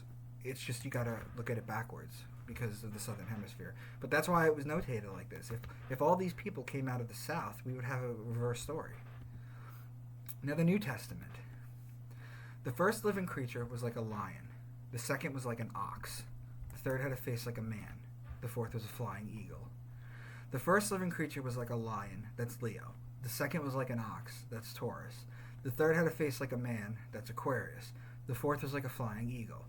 In astrology, the Scorpion, we went over this, is the belly-crawling creature. Its evolved form is the eagle. So you have Leo, Taurus, Aquarius, and Scorpio. So read this one more time. The first living creature was like a lion. The second was like an ox. The third had a face like a man. The fourth was like a flying eagle. Guys, those are the fixed signs. Look at the patterns that it makes, but these are the fixed signs. And these come up a lot, by the way, in Scripture. Revelation 12. A great sign appeared in heaven, a woman clothed with the sun, with the moon under her feet, and a crown of 12 stars on her head. She was pregnant and cried out in pain as she was about to give birth. Then another sign appeared in heaven, an enormous red dragon with 7 heads and 10 horns and 7 crowns on its head. Its tail swept a third of the stars out of the sky and flung them to earth. A woman clothed with the sun is the sun being in the sign Virgo, the woman. The woman is Virgo, right? And the sun, she's clothed with the sun. It's a metaphor. Now, it's poetry. If the sun is in Virgo, the moon will be at her feet. So the zodiac is 12 zodiac signs. And there's a 24-hour-a-day clock. So the sun spends 2 hours a day in each sign. So to understand this phrase, Capricorn, at the very bottom, this is midnight to 2, 2 to 4, 4 to 6, 6 to 8, 8 to 10, 10 to 12, 12 to 2 at its apex, the sun, at noon, right? 2 to 4, 4 to 6. And we were looking for the sun in Virgo, right? That's between 4 and 6. Well, if the sun is between 4 and 6, the sun is still up. So, again, metaphor. If the sun is up, the moon will be at her feet. Whereas if the moon is up, the sun is at her feet. Now another sign appeared in heaven, an enormous dragon. Its tail swept a third of the stars out of the sky and flung them to earth. This is the constellation Draco.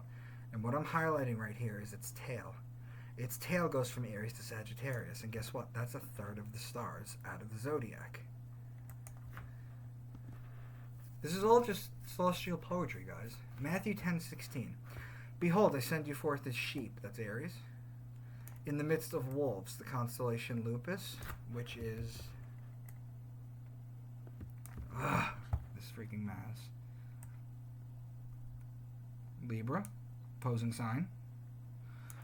So be as wise as serpent, that's serpens, which is right here between these two, and harmless as dove. Well, the dove is the evolution of Scorpio. We went over that much earlier. So you have an opposing sign and then 1, 2, 3 signs in a row. Behold, I send you forth as sheep in the midst of wolves. So be as wise as serpents and harmless as doves. That's all the sentence says, and it makes 4 patterns.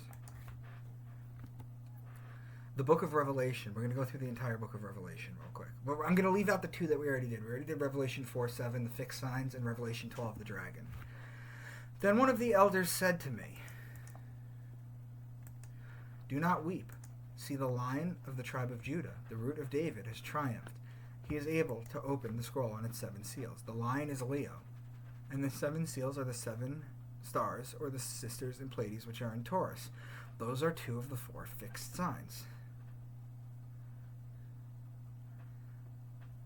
And the lion is ruled by the sun. And who is the sun? Jesus, right? He's able to open the scroll and the 7 seals. I watched as the Lamb opened the first of the 7 seals. Then I heard one of the 4 living creatures say in a voice like thunder, "Come." The Lamb has to open the first seal because the first seal or sign or seal of the zodiac is Aries, and that's the beginning of the year. Hence why the Lamb has to open the first seal. The 4 living creatures are the 4 fixed signs, and the word for thunder in Hebrew translates to voices, hence why they said voice like thunder. Because, for example, on Mount Sinai, when Moses went up there and they heard thunder, they thought God was talking to him. Thunder meant voices from God.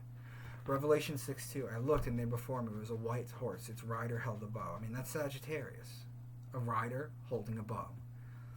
Revelation 6:6, then I heard what sounded like a voice among the 4 living creatures say, 2 pounds of wheat for a day's wages, and 6 pounds of barley for a day's wages, and do not damage the oil and the wine. The 4 living creatures are the 4 fixed signs. The wheat and the barley, the bread and the beer is Virgo, and the oil and the wine is Libra.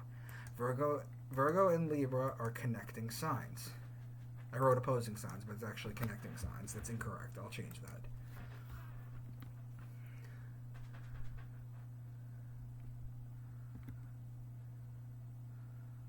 So look at the pattern. I watched as he opened the 6th seal. There was a great earthquake. The sun turned black like sackcloth made of goat hair. The whole moon turned blood red. The goat is Capricorn, and its opposing sign is Cancer, whose ruling planet is the moon. It's just patterns, guys. Those are opposing signs. Patterns, patterns, patterns. Poetries of the heavens that teaches you where things are and where things apply in this cipher. And out of the smoke, locusts came down on earth and were given power like that of scorpions on the earth. The scorpion's power is to betray. That's what it does. So how does a locust betray? Well, in small amounts, they're considered food, Leviticus 11, which we'll get to shortly. We'll see that shortly in the book of Matthew. So that's good. Food is good, right? But too many of them, and it's a literal plague from Exodus. That's the betrayal. The locusts looked like horses prepared for battle. On their heads, they wore something like crowns of gold, and their faces resembled human faces. Their hair was like women's hair, and their teeth were like lions' teeth. They had tails with stingers like scorpions. So you have Sagittarius, the horse. Then you have the sun in Sagittarius, the crown of gold. Then Aquarius, Virgo are the human faces. Virgo is the woman's hair. Leo is the lion's teeth. Scorpio. Stingers like scorpion. Virgo and Leo are connecting signs. Scorpio and Sagittarius are connecting signs. So that's the pattern that one tiny scripture makes. 2 connecting signs and an opposing sign. The beast I saw resembled a leopard, but had feet like those of a bear and mouth like that of a lion. Well, the leopard is Camelopardalis, that's in Gemini. The bear is Ursa Major, that's in Cancer. The lion is Leo. That's 3 signs in a row. Cargoes of cinnamon and spice, of incense, myrrh and frankincense, of wine and olive oil, of fine flour and wheat, cattle and sheep, horses and carriages, and human beings sold as slaves. The wine and the oil is Libra. The flour and the wheat, that's Virgo. Those are connecting signs. The cattle is Taurus, the sheep is Aries, those are connecting signs. The horse is Sagittarius, and the human beings are Aquarius and Virgo. So look at the pattern. 1, 2, 3, 4, 5, 6. Half of the zodiac is right there. So that's the book of Revelation. Should it be taken literally? Is it really that scary? So I want to take a minute, guys, and let you catch up or pause. And I want just to think about this so far. I'm almost done. I've got probably about another half an hour, 40 minutes, as we're going to continue to go through this stuff. So I want you guys to have this. And I'll be back in a moment. All right, everybody. So let's get into basically the last part. Where we left off, we finished the book of Revelation. So now we're going to do the complete book of Matthew. Now, before I begin with the book of Matthew, I have to make you aware of something that will help facilitate this transfer of information better. You already know about the connecting signs and opposing sign connection. For example, if the story is in Aries, right here, we can talk about the lamb, the ram, or the shepherd. If it's in Taurus right here, we can talk about the bull, the ox, the calf, or the cow. However, if it's at this line in the middle that you've seen me do sometimes over here for serpents or Ophiuchus, these lines don't actually exist in the sky. You don't look into the heavens and you see these dividing lines between the signs. What they represent is what's known as a cusp or a handover day. What it is it's the last 3 days of a sign and the first 3 days of the next sign where the energies blend into each other. They blend, and any astrologer will tell you that. So, if at this part of the story we're in between Aries and Taurus, then we could talk about the bull or the ram. But if it's only in one sign, you can only talk about that. I'm going to show you how complex this starts to get, this poetry, this cipher. So Matthew 3:2, repent of your sins and turn to God, for the kingdom of heaven is near. The kingdom of heaven is Leo, whose ruling planet is the sun. This is the only sign that the sun rules over. The closest of these 4 points, which is here, the cardinal signs, here, here, and here, the closest of the 4 points of Leo, the closest to Leo, is right here, June 21st, summer solstice. So that's where the gospel starts. This is the cusp, the handover date between Cancer and Leo. It is the beginning of the kingdom. Matthew 3:4, John's clothes were woven from coarse camel hair, and he wore a leather belt around his waist. For food he ate locusts and wild honey.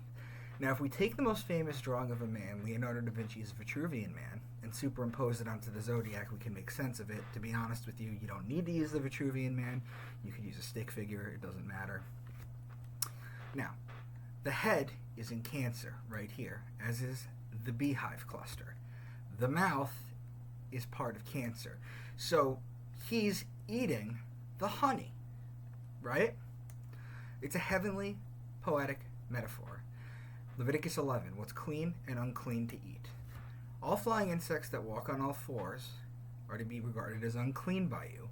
There are, however, some flying insects that walk on all fours that you may eat. Those that have jointed legs for hopping on the ground. Of these you may eat any kind of locust. Remember, locust being the food and locust being the betrayer in Revelation? This is the part where it explains that it's the food. Katydid, cricket, or grasshopper. A little lower down on the body is the clothes made out of camel hair, or camelopardalis, which is in Gemini. Well, he's wearing the camel clothes. So, right here, we started in Leo, right? The kingdom of heaven. Then we went to Cancer. That's a connecting sign because he was eating the honey, the head and the mouth being in Cancer. Now, a little lower down on the zodiac in Gemini, that's kind of like where the clothes would be, right around like here, for example. The clothes made out of camel hair, or camelopardalis, which is in Gemini. Next, you have a little lower down on the body, you get his midsection, right? So, this is right here is where you would wear the belt. Well, what is the leather belt?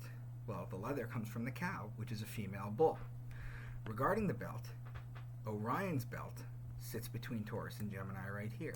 So we start at Leo, and then he's eating the honey in Cancer. That's 2 connecting signs. And then in Gemini right here, he's wearing the clothes made out of camel hair. That's 3 signs.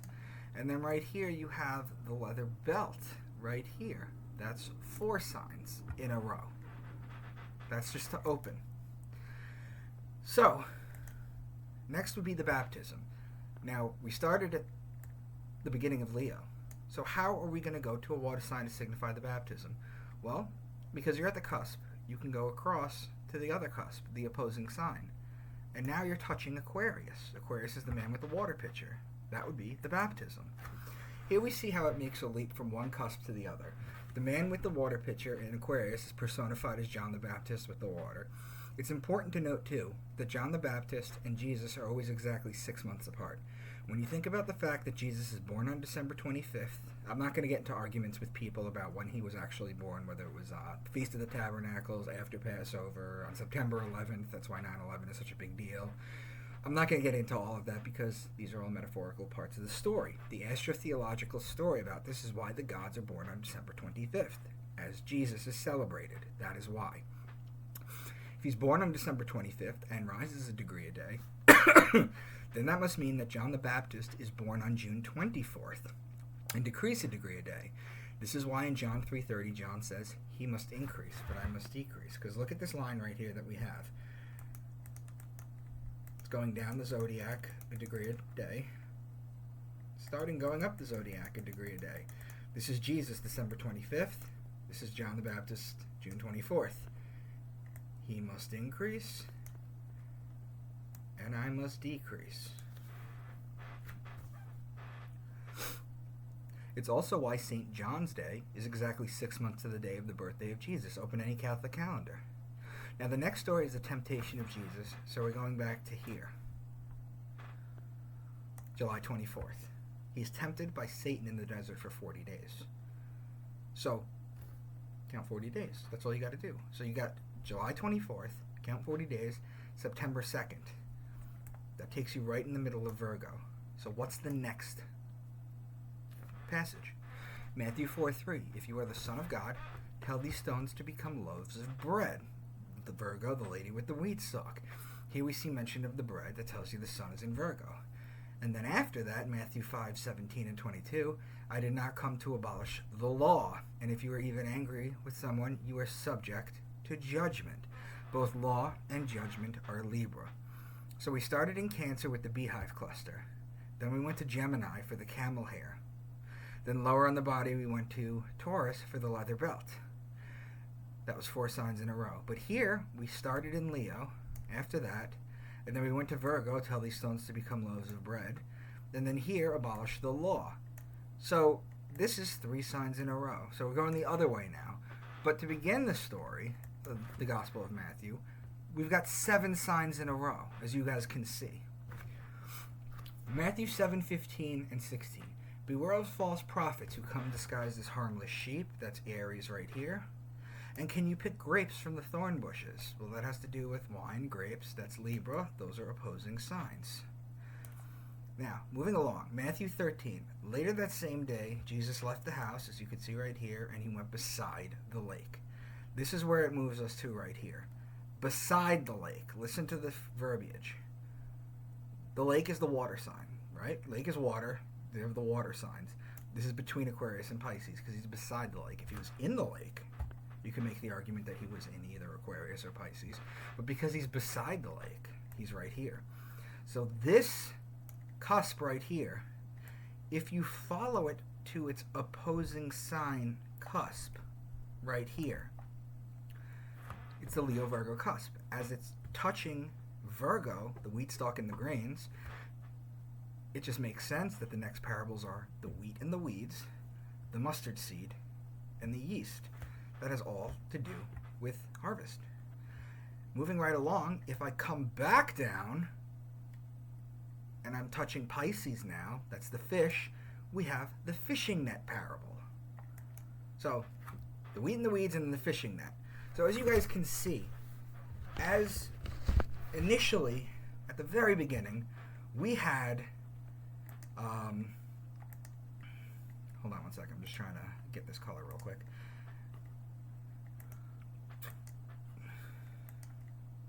Okay, when we wanted to show Gemini, we showed 2.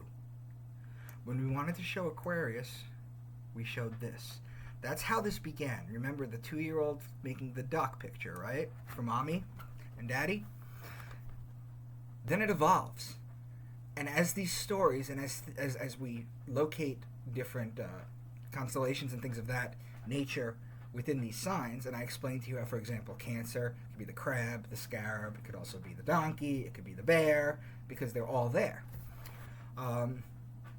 It evolves. Now they're using the zodiac wheel. This is how they use it to tell the stories. is that you use this to find the patterns and the connections. Notice I'm just finding you the patterns and connections.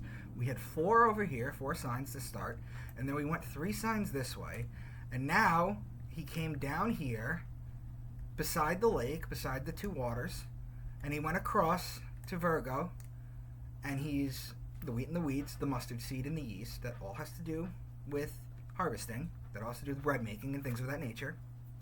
And then he comes back for the fishing net parable. So that's basically how this works. This is just evolves into more and more complicated. See, the thing about the Bible, guys, is that it works on 2 levels. If you read these stories literally, you're talking about basically an average person with 100 IQ that has to take these stories literally. But this is also encoded, and it works on a grad school level, 130 IQ plus, where you can use the wheel to see how these stories developed, making patterns and using the heavens. Now, Gemini is the sign of 2 men, technically twins. However, there's just a short mention of brothers in the next passage. He's just a carpenter's son, and we know Mary, his mother, and his brothers, James, Joseph, Simon, and Judas.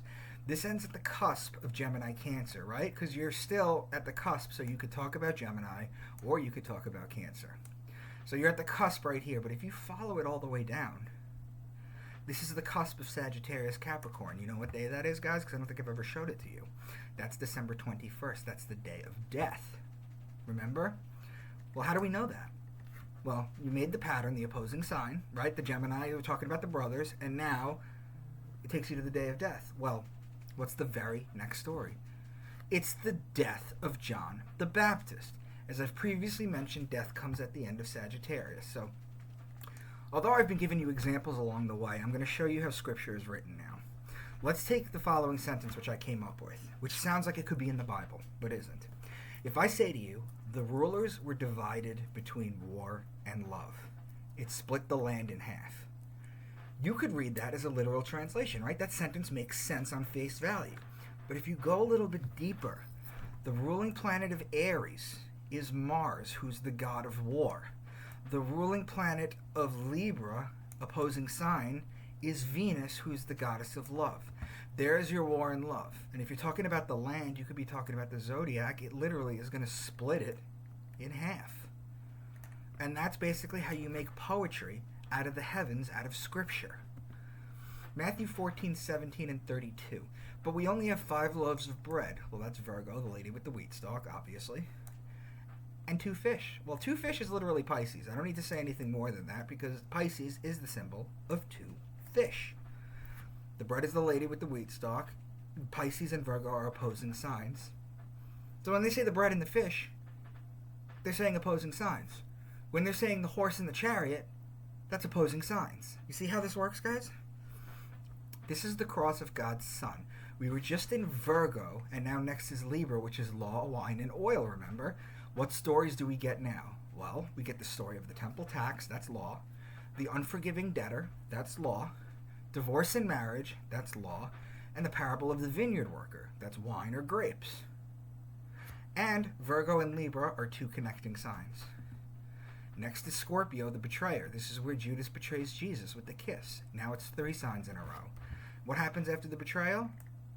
Right here. So you went Virgo, Libra, Scorpio with the kiss, and then next is Sagittarius, or the cusp. So you're still touching Sagittarius, right? Well, guess what? Date of Christ's death. So my point, once again, is not that those ancient people told literal stories, and we are now smart enough to take them symbolically. But the problem is that they told them symbolically, and we are now dumb enough to take them literally. That's John Dominic Cresson. Now, hold on a sec.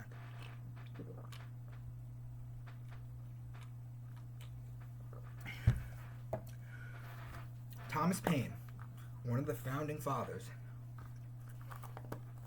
of our country, 250 years ago, said the following statement: "The Christian religion is a parody on the worship of the sun, in which they put a man called Christ in the place of the sun and pay him the adoration originally paid to the sun." Now, how did Thomas Paine know this almost 300 years ago? And people these days don't know it. They don't know that the Atrahasis is where the flood story comes from. They don't know that the 42 negative confessions of Ma'at in the Egyptian Book of the Dead is where the 10 Commandments come from, because they count on your ignorance and fear. That's what they do. So now, let's go ahead and show you, for example, a Christian depiction. This is the nativity scene. Now the star in the sky right here, because they're always going to show it, is Polaris. Right? That's what it is, I'm telling you. Now the sheep, that's Aries. Let me just mark them off real quick. Okay, that's the sheep. Now you have the bull. Well, that's Taurus. Those are connecting signs. You have the camel. That's Camelopardalis.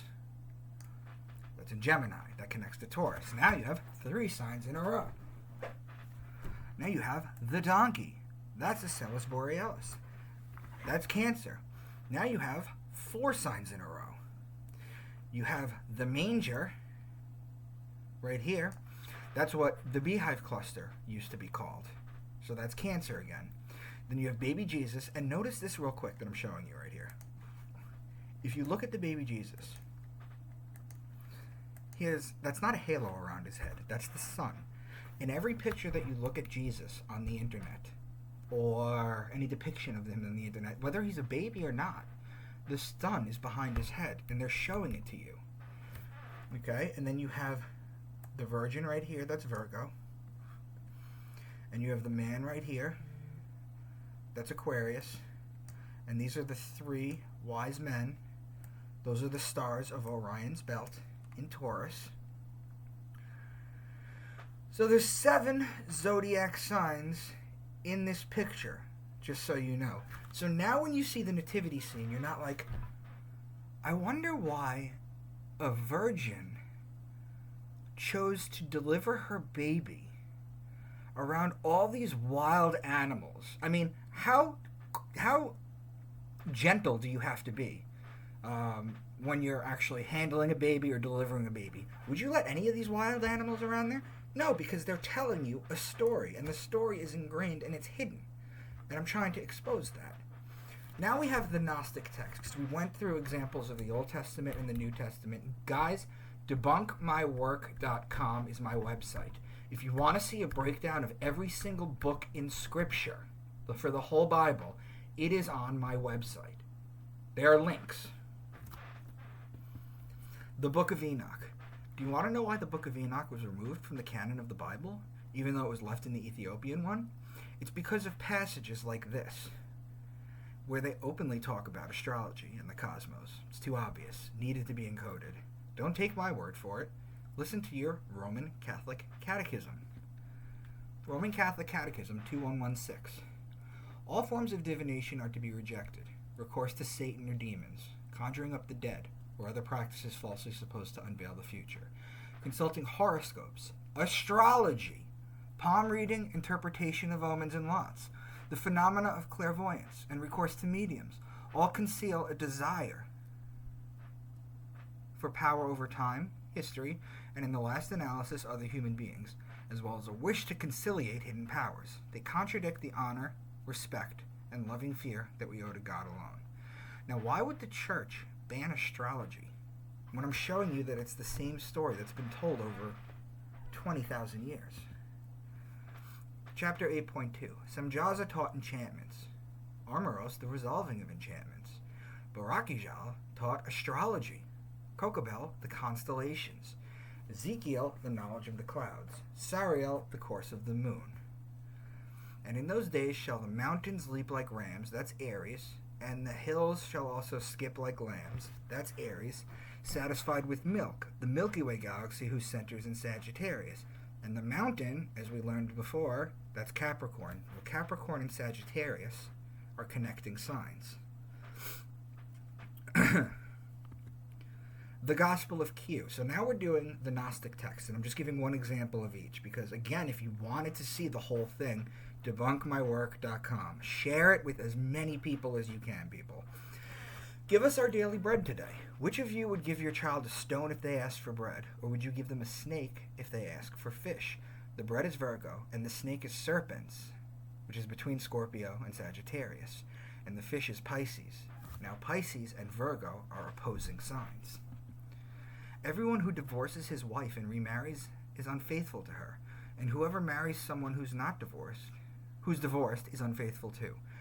And then the next passage says, which of you, if you had 100 sheep and lost one of them, wouldn't leave the 99 in the hills and go after the one that got lost, right? Jesus going back after the sheep. Remember that story? Well, divorce, marriage, and court, that's all Libra, and the sheep is Aries. Those are opposing signs. So whereas the story works literally, he went after a sheep that went missing. It's also in the heavens. The secret gospel of John. Sophia saw what her desire produced. It changed into the form of a dragon with a lion's head. The dragon is Draco. That's Aries to Sagittarius. The lion is Leo. Part of Draco is Aquarius, and Aquarius and Leo are opposing signs. This is how, poetically, using your right brain, your left brain is reading it literally. Your right brain is seeing the poetry and all that kind of creative stuff, what they basically put into it. Like I showed you in the book of Matthew, how you basically just use the wheel and you go around and you can make sense of it all. The Gospel of Thomas. Happy is the lion that a man will eat. The lion will become a man. Cursed is the man whom the lion eats, for that lion will become a man. They're talking about ingesting an animal and their components will become part of you, or you a part of them. However, in astrology, the lion is the sign Leo, and the sign of the man is Aquarius. They are opposing signs. Again, Daniel, the man, and the lion's den in the Bible. The story, Daniel and the lion's den, opposing signs. Man is like a skilled angler who casts his net up and draws it full of fish. They're talking about man, Aquarius, and the sign of fish, the Pisces. So let me show you guys basically how as above, so below works. If I wanted to talk about mermen, you just combine Aquarius and Pisces. This is also fishing. These are connecting signs. Mermaids would be Pisces and Virgo. Those are opposing signs when you combine them. When you talk about shepherding or herding, that's Aquarius, the man, and Capricorn, the goat. Now, if you're going to talk about bull riding or bullfighting, that's Taurus, the bull, and the man, Aquarius. When you're talking about jousting, for example, like they do at like medieval times, or just two horses coming at each other, you have Gemini, the twins, the two people, and Sagittarius, man on the horse with the bow and the arrow, or the sword, or whatever have you. And this is basically just a couple of examples, but this is how as above, so below works, guys. This is how it works. Now, the Gospel of Mary Magdalene. Mary questioned her master, at the end of an eon will all matter be destroyed.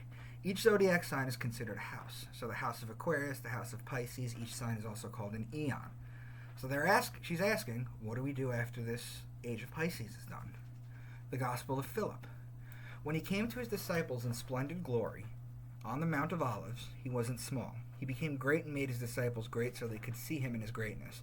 On that day he said in gratitude, you who have united perfect light with Holy Spirit, unite us with the angels as well. Don't scorn the Lamb. Without him it is impossible to know the King. No one may visit the King without robes of light. Well, guess what?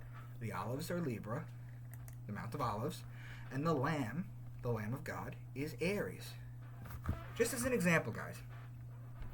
Capricorn the goat. When Jesus or the Son is in Capricorn the goat, he is the scapegoat of Israel. The man sign is Aquarius. He is the son of man.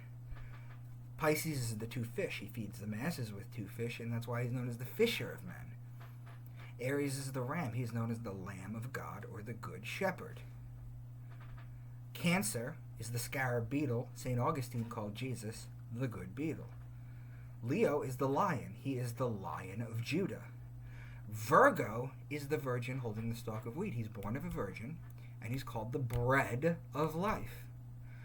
Libra is the scales of justice. He is known as the just one. And there are names for all of this that they're telling you guys the same story. The Good Samaritan gave wine and oil to the weak man. Well, wine and oil both are Libra. The Gospel of Judas. A nearby lake of still waters quenched our thirst. The place reminded us of David's famed shepherd song. Our souls were restored. The lake of still waters is Pisces the water. The shepherd is Aries. These are connecting signs. The Gospel of Emmanuel. This actually is not astrotheology, but I wanted you guys to be aware of this. In 1220, in the Gospel of Emmanuel, this earth can nourish and support 500 million people. 500 million people. I'm going to highlight that. 500 million people of all the human races. But if these laws are not followed, in 2,000 years, which would bring us to about now, 10 times 500 million, that's 5 billion people, will exist. And the earth will not be able to support it anymore. So where have we heard the 500 million before, guys? This gospel was discovered by Billy Meyer in 1963. What happened in 1980? Maintain humanity under 500 million people. It's the Georgia Guidestones that were blown up. So this is where they get their 500 million number from. Whenever you constantly hear 500 million, 500 million, 500 million, that's where they get it from. Truly I say to you, from now on, I will no longer drink of the fruit of the vineyard. Well, that's Libra. Nor eat of the bread. Well, that's Virgo. Until I drink and eat again with you after my affliction. The grapes are Libra and the bread is Virgo. Those are connecting signs. Now the Holy Quran. We're up to the Quran, guys. Those who do not know say, why has not the Lord turned the word to us? And why will he not show us a sign from heaven? Similar words were spoken by those who came before them. Their hearts are alike. We interpret the signs for those who are committed to their faith with all their soul. And how beautifully all people see the love of earthly passions. Here are women and sons. There are mountains of silver and gold, and marked horses, and herds of cattle, and a plowed field. Well, women are Virgo, the sign of the woman. The sons are the boys in Gemini. Horses are Sagittarius, and the cattle is Taurus. The plowed field is Taurus as well, and the mountain is Capricorn, the goat. Taurus and Gemini are connecting signs. Gemini and Sagittarius are opposing signs. Capricorn and Sagittarius are connecting signs. This is the Quran, guys. This is what the news will have you believe that people are, again, reading this literally and killing each other over. All these books, actually. The biggest problem with the Abrahamics is they're taking these books literally. Verily in the creation of earth and sky, and in the change of night to day, here are the hidden signs for those who have intelligence. I mean, when you know what you're reading and you know what you're looking for, it's so obvious what they're talking about. And among them are those who only pretendingly listen to you. We put a cover on their hearts so that they would not understand it, and we covered their ears with deafness. And even if they see all the signs, they will not believe them. He is the one who brings down water to you from the sky. And with it we give plants of all kinds to grow. And with it we grow shoots of cereals. From them we grow grains, sitting in an ear of a den side by side. From the date palm, its ovaries, bunches of fruits hanging low, gardens of vines, olives, pomegranates, which in many ways are so similar, yet so different from each other. When fruits appear on them, rejoice in how they are poured and ripened. Truly in this are hidden signs for those who believe in God. The grains are planted in Taurus. Then April showers bring May flowers, water from the sky. The grains grow. You reap in Virgo. We grew grains. That's why you reap in Virgo. The gardens of vines and olives, grapes and olives, are pressed in Libra. These are the hidden signs. This story has not changed over the millennia, guys. It's just developed over time, but it's still telling the same story. They're just changing the names.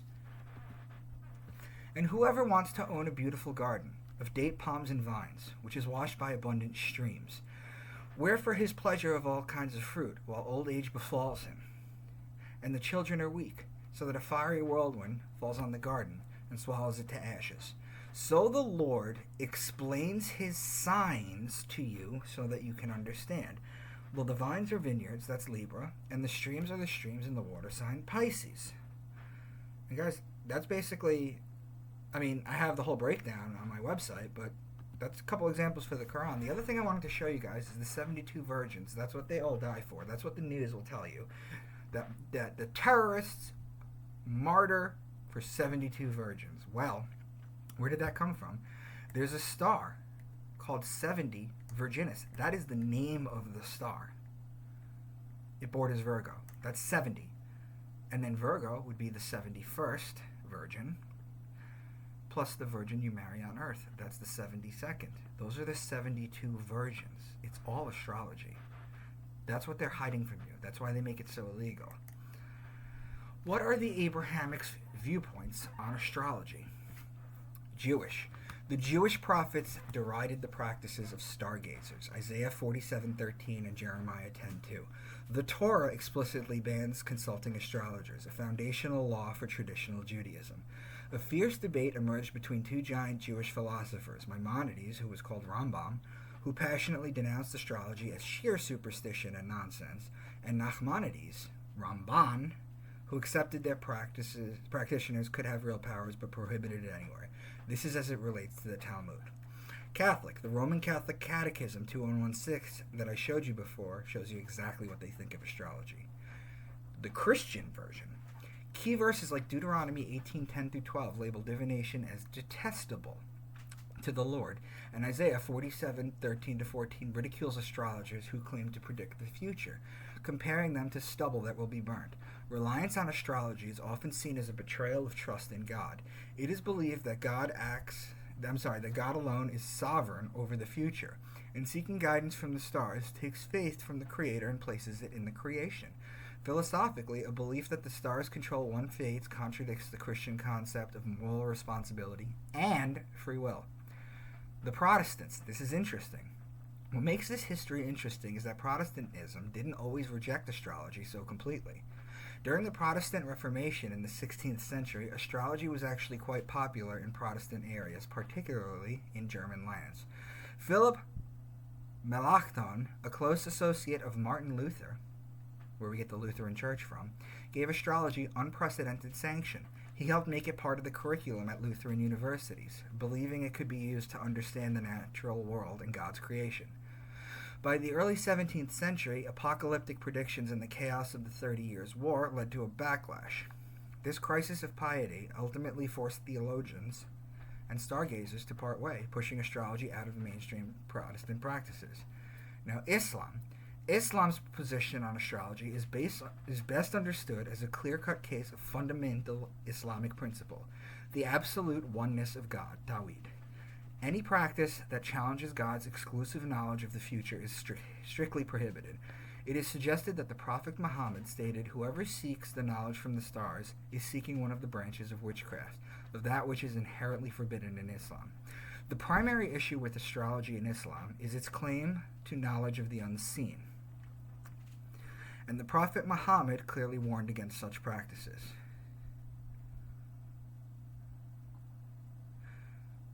The primary issue with astrology, in Islam is its claim to knowledge of the unseen, which the Quran states belongs to Allah alone. The belief that stars and planets can influence fate or determine personalities is seen as a form of shirk, associating partners with God, and the Prophet Muhammad clearly warned against such practices. Whoever goes to a fortune teller and asks him about something, his prayer will not be accepted for 40 nights. Sahih Muslim. Whoever approaches an oracle or fortune teller and believes in what he says has disbelieved in what was revealed to Muhammad. Major sin. It is a serious sin with severe spiritual consequences, and engaging with astrology for learning or curiosity is discouraged. Now, if you guys really think long and hard about everything that I've just showed you, you can only come up with one reason why all three of these, who are in constant war with each other, would be in agreement on this specific point, no? So what about the Voynich manuscript? The Voynich manuscript is a very illustrative book that was written between 1404 and 1438. The only problem is nobody can read it. Codebreakers have tried to. Linguists, you name it. Pick your expert, couldn't break it. Despite all of this, there's a very definitive section on the zodiac within that book I'm going to show you now, in a book that no one can translate or read. Right here, that I have here, Aquarius and Capricorn are missing, they're possibly removed.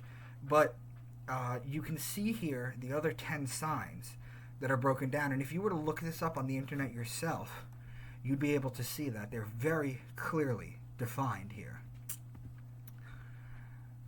This right here is a breakdown of them, and the section for where you can locate them in the manuscript is right here. And again, I can provide you guys, if you reach out to me, a copy of this PowerPoint but this is it. So, for example, the Archer bow down here, this is F73R. That's where you can locate the picture. The Book of Mormon. Nevertheless, I went forth, and as I came near unto the house of Laban, I beheld a man, and he had fallen to the earth before me, for he was drunken with wine. Yea, and I also thought they could not keep the commandments of the Lord according to the law of Moses, save they should have the law. Well, both wine and lawly things take place in Libra. It's amazing how they're always wine and law, or oil and wine, and they're always combining these two or three things that go together in that sign. And after the house of Israel should be scattered, they should be gathered together again, or in fine, after the Gentiles have received the fullness of the gospel. The natural branches of the olive tree, or the remnants of the house of Israel, should be grafted in or come to the knowledge of the true Messiah, their Lord and Redeemer. Therefore remember, O man, for all thy doings thou shalt be brought into judgment. Well, the olives take place in Libra, and so is the judgment. This is the Book of Mormon, guys. And I looked and beheld the Lamb of God, that he was taken by the people. Yea, the Son of the everlasting God was judged of this world, and I saw and bear record. The Lamb of God is Aries. Judging takes place in Libra. Libra and Aries are opposing signs. We're not smarter than they used to be. That's the big lie that they're telling us. My point, once again, is not that those ancient people told literal stories, and we're now smart enough to take them symbolically, but that they told them symbolically, and we are now dumb enough to take them literally. The German philosopher Arthur Schopenhauer once said that all truth passes through three stages. First, it is ridiculed. Second, it is violently opposed. Third, it is accepted as being self-evident. So as you guys can see, the Bible is just a small piece of the exact same story they have been sharing with us since the beginning of, I'm not going to say time, but the beginning of recordings, whether they're scratches or whether they're poems, whatever it is. It's not meant to be taken literal. In fact, all the problems in the world can be summed up to the fact that people are taking these books literal, instead of seeing the beautiful poetry that it is. That's why I included John Dominic Cressant's quote twice in this presentation. So I'm going to explain this as simple as possible as to why everything is happening the way it is in the world. If you take these books literally, in order for the Jewish Moshiach, or Messiah, to reveal himself, the third temple needs to be built. The third temple needs to be built where the Al-Aqsa Mosque is, the Golden Dome of the Rock. This is the second holiest site for Muslims in Israel. If it's destroyed, it would start a war. In order for Jesus to come back, all this needs to happen because they believe the Jewish Moshiach is the literal Antichrist. So the Christians are cheering this on. The Muslims need Jesus to come back so that their end-day prophecy can come true. Did you know that Jesus is a very important prophet in the Quran? Him and Mary have their own sections in it. Now here's the thing. Jew first, Christian second, Muslim third. They all have to happen in order for them to play out. The Jew's job is to prevent the Christian and the Muslim prophecy from occurring. The Christian job is to make sure that the Muslim prophecy doesn't occur, but that the Jewish prophecy occurs. And the Muslims need the first two to play out. And by the time everything is done, the elites want them all to play out so they can go to their underground bunkers. Explaining this from the beginning of time until now, the Book of Mormon and everything, this is how you expose it, that it shouldn't be taken literally. Because you can't use scripture to disprove it. You can't make the Jewish versus Christian, the Jewish versus Muslim, the Muslim versus Christian. You can't make these arguments because taking it literally gets you nowhere, and it has for thousands of years. Now, for the part that's going to make people uneasy. This presentation is my thesis. The world is run by Abrahamic religions, who, as we've seen, are encoded astrology books. The Jewish people that have created the state of Israel, which is a combination of the Egyptian Isis, Amen-Ra, which, by the way, Amen-Ra, the solar deity, when you say Amen in church, that's where your prayers go to. Amen-Ra, that's where they go to. And El, which is Saturn. So it's Isis, Amen-Ra, El, or Israel. The Jews there cannot trace their lineage back to that land, which is why DNA testing, unless in cases of paternity suits, is forbidden in Israel. These are Jews that came from Europe. I'm not done. There are people on the social media that scream about this all the time. But 95% of them are Christ bros. Guys, you're worshiping the sun, like it's always been since the beginning of time. So if you're calling the Jews and Zionists out for what they do but still put your faith in Christ, you're missing the forest for the trees. Everything has always been telling the same story. Jesus is an anthropomorphic, astrotheological allegory of the sun dancing in the heavens through the 12 zodiac signs. Betrayed, dies, reborn. I mean, I think that this presentation is the only way to stop the Abrahamic madness. Otherwise, the Jews will still try to make their Messiah come back, which the Christians call the Antichrist, and will kick off Armageddon in the book of Revelation, which in turn will lead to Christ's return, as the Muslims believe, for the final battle. What's more likely from everything that I've showed you guys? The Bible is really alive and playing out in front of our eyes? Or have people been hiding this information for eons and are tailoring world's events to be interpreted as if reading the Bible literally is coming true? Remember my Schopenhauer quote about the 3 stages of truth. Simply and always has been describing the path of the sun over the ecliptic as the sun dances its way around the 12 zodiacs. We went over the story of the 12. Time and time again, they are telling the same exact stories. And if you don't believe me, let me show you how it's encoded in modern day stuff. Mithra, born December 25th, the Immaculate Conception. He is the sun god and Messiah. 12 disciples accepted sins. Was killed, then resurrected, becoming God incarnate. Cult includes communion and baptism. The Pope wears a hat called a mitre, which I'm highlighting right here. The fish head comparison became popular in the 19th century through a book called Two Babylons by Alexander Hislop. Hislop argued that the mitre was derived from the fish god Dagon's priestly headdress. However, the word mitre, comes from Mithra. This is the hat right here. If turn it on the side, it's a fish head. They don't even hide it. Adonis, born December 25th, Greek god of fertility, aka Babylonian Tammuz, aka Syrian savior. He was killed and buried, resurrected 3 days later. Rooted in the Near East, the Canaanite Phoenician culture of the Levant and Cyprus, and later adopted by the Greeks around 600 BC. Context: the name Adon is the Canaanite word for Lord. The Greek myth of Adonis is considered a derivative of the earlier Mesopotamian myth of the dying god Tammuz, Dumuzid. Dionysus, aka Bacchus, born on December 25th as a result of the Immaculate Conception, Greek god of winemaking. This figure has Mycenaean Greek origins, with his name appearing on Linear B tablets from the 13th to the 12th century BC. One of the 12 Olympians, his cult was central to Greek festivals like the Dionysia. He was later assimilated by the Romans as Bacchus, with cults flourishing in Greek and Roman societies. Again, it's the same story. They just changed the names, and then people argue about which one of the interpretations is real. Osiris, born in late December to a virgin, Egyptian sun and underworld god, aka Judge of the Dead, aka one of the Egyptian Trinity. One of the most important gods of ancient Egypt, prominent from the Old Kingdom. His name and myths appear in the pyramid text from around 2400 BC. Horus, born December 25th to Isis as a result of Immaculate Conception from the spirit of Osiris. And now I'm going to give you further proof about how astrotheology is in our culture and society, and we have no idea. They always crash the stock market in Libra. They always do. Why? Well, what is Libra? Libra is the judge, and we're being judged. That's what's happening every time they crash it. The Panic of 1907 happened in October 1907. Teddy Roosevelt was the president. He was a Republican. The Wall Street crash of 1929 was October 24th, 1929. That's the handover date to Scorpio. It's from Libra, by the way. So that's still Libra. Herbert Hoover, Republican. Black Monday, October 19th, 1987. Ronald Reagan, Republican. Friday the 14th, mini crash. George H.W. Bush, October 13th, 1989. Republican.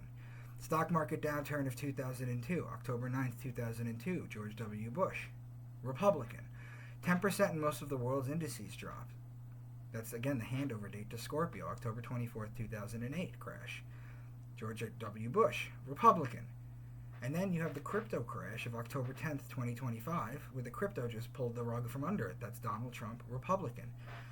All these crashes take place within the same exact, let alone sign, but month. Always happens in October. We're being judged. That's what's happening. This movie right here, this is from the 90s, and I know some of you older people are going to remember it. This is Face Off, right? It's John Travolta and Nicolas Cage. Do you remember what Nicolas Cage and his brother's names were in the movie? I'll help you out. It was Castor and Pollux Troy, which is literally the names for Gemini. Do you know what John Travolta's character's name was? Well, it was Sean Archer. Who's the Archer? That's Sagittarius, the man with the bow and the arrow. They're opposing signs. Look at that. There are a ton of characters in Harry Potter that are named after stars or constellations. You have Draco, the dragon, Malfoy, Pollux Black, Sirius Black, Andromeda Black, Regulus Black, Arcturus Black, Cassiopeia Black, Orion Black, Cygnus Black.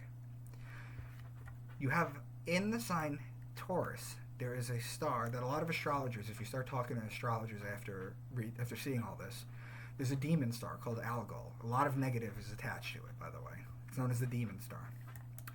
Algol is where we get the character from Batman Begins, Ra's al Ghul. That's where we get the name from. In the 1990s, there was a song, again, going back to the face-off from the 90s. In the 90s, song video for the Cranberry Zombie. Here's Dolores O'Riordan. She's painted gold like the sun, and her head dressings right here represents the rays of the sun. Much like Jesus in the Crown of Thorns. But is it? Well, after she's singing in this scene, you go to the next scene, and you'll see the sun on the cross. Actually, this picture was edited. I didn't even realize it until now. It's actually a cross. So she's the sun on the cross, and then Sagittarius down here waiting to kill. This is the story they keep showing you. The Phoenix Suns. The sun is Christ. The Phoenix is a flaming ball of life like the sun that dies like the sun and is reborn from its ashes like the sun. That's why Phoenix is called the Suns. But the Phoenix women's team is called the Mercury, because Mercury is the ruling planet of Virgo, the sign of the woman. So, based on all of that, guys, I'm going to leave this up for a minute. This is my thesis. I think we can achieve world peace if this can go viral. Share this with people who are open-minded. Get this out there. Go to my website right here, debunkmywork.com. Share that. My social media's on it. My book series that I go into other things that you guys don't know about, or that you might not know about. My book series is there. You can get them direct from Amazon. There's a way to email me at the bottom of the page. My social media is there, a breakdown of all these texts. Remember how I only gave you one example from a bunch, right? And you saw how long this presentation took. But you can see the whole thing if you were interested there. This is my book series. There's 8. My 9th book is actually coming out very, very soon. But this is the book series. It's called Into the Rabbit Hole by Micah Dank.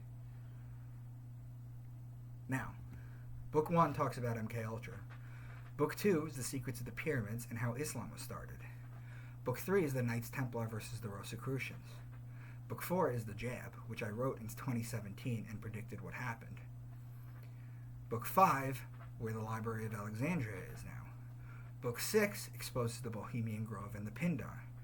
Book 7, transmuting the stone at the Kaaba into gold, alchemically, and destroying the world's markets. Book 8, the Tesla earthquake machine, and Greenland. And Book 9 talks about a liquid that lets you physically see hidden dimensions. Comes out in a month or two.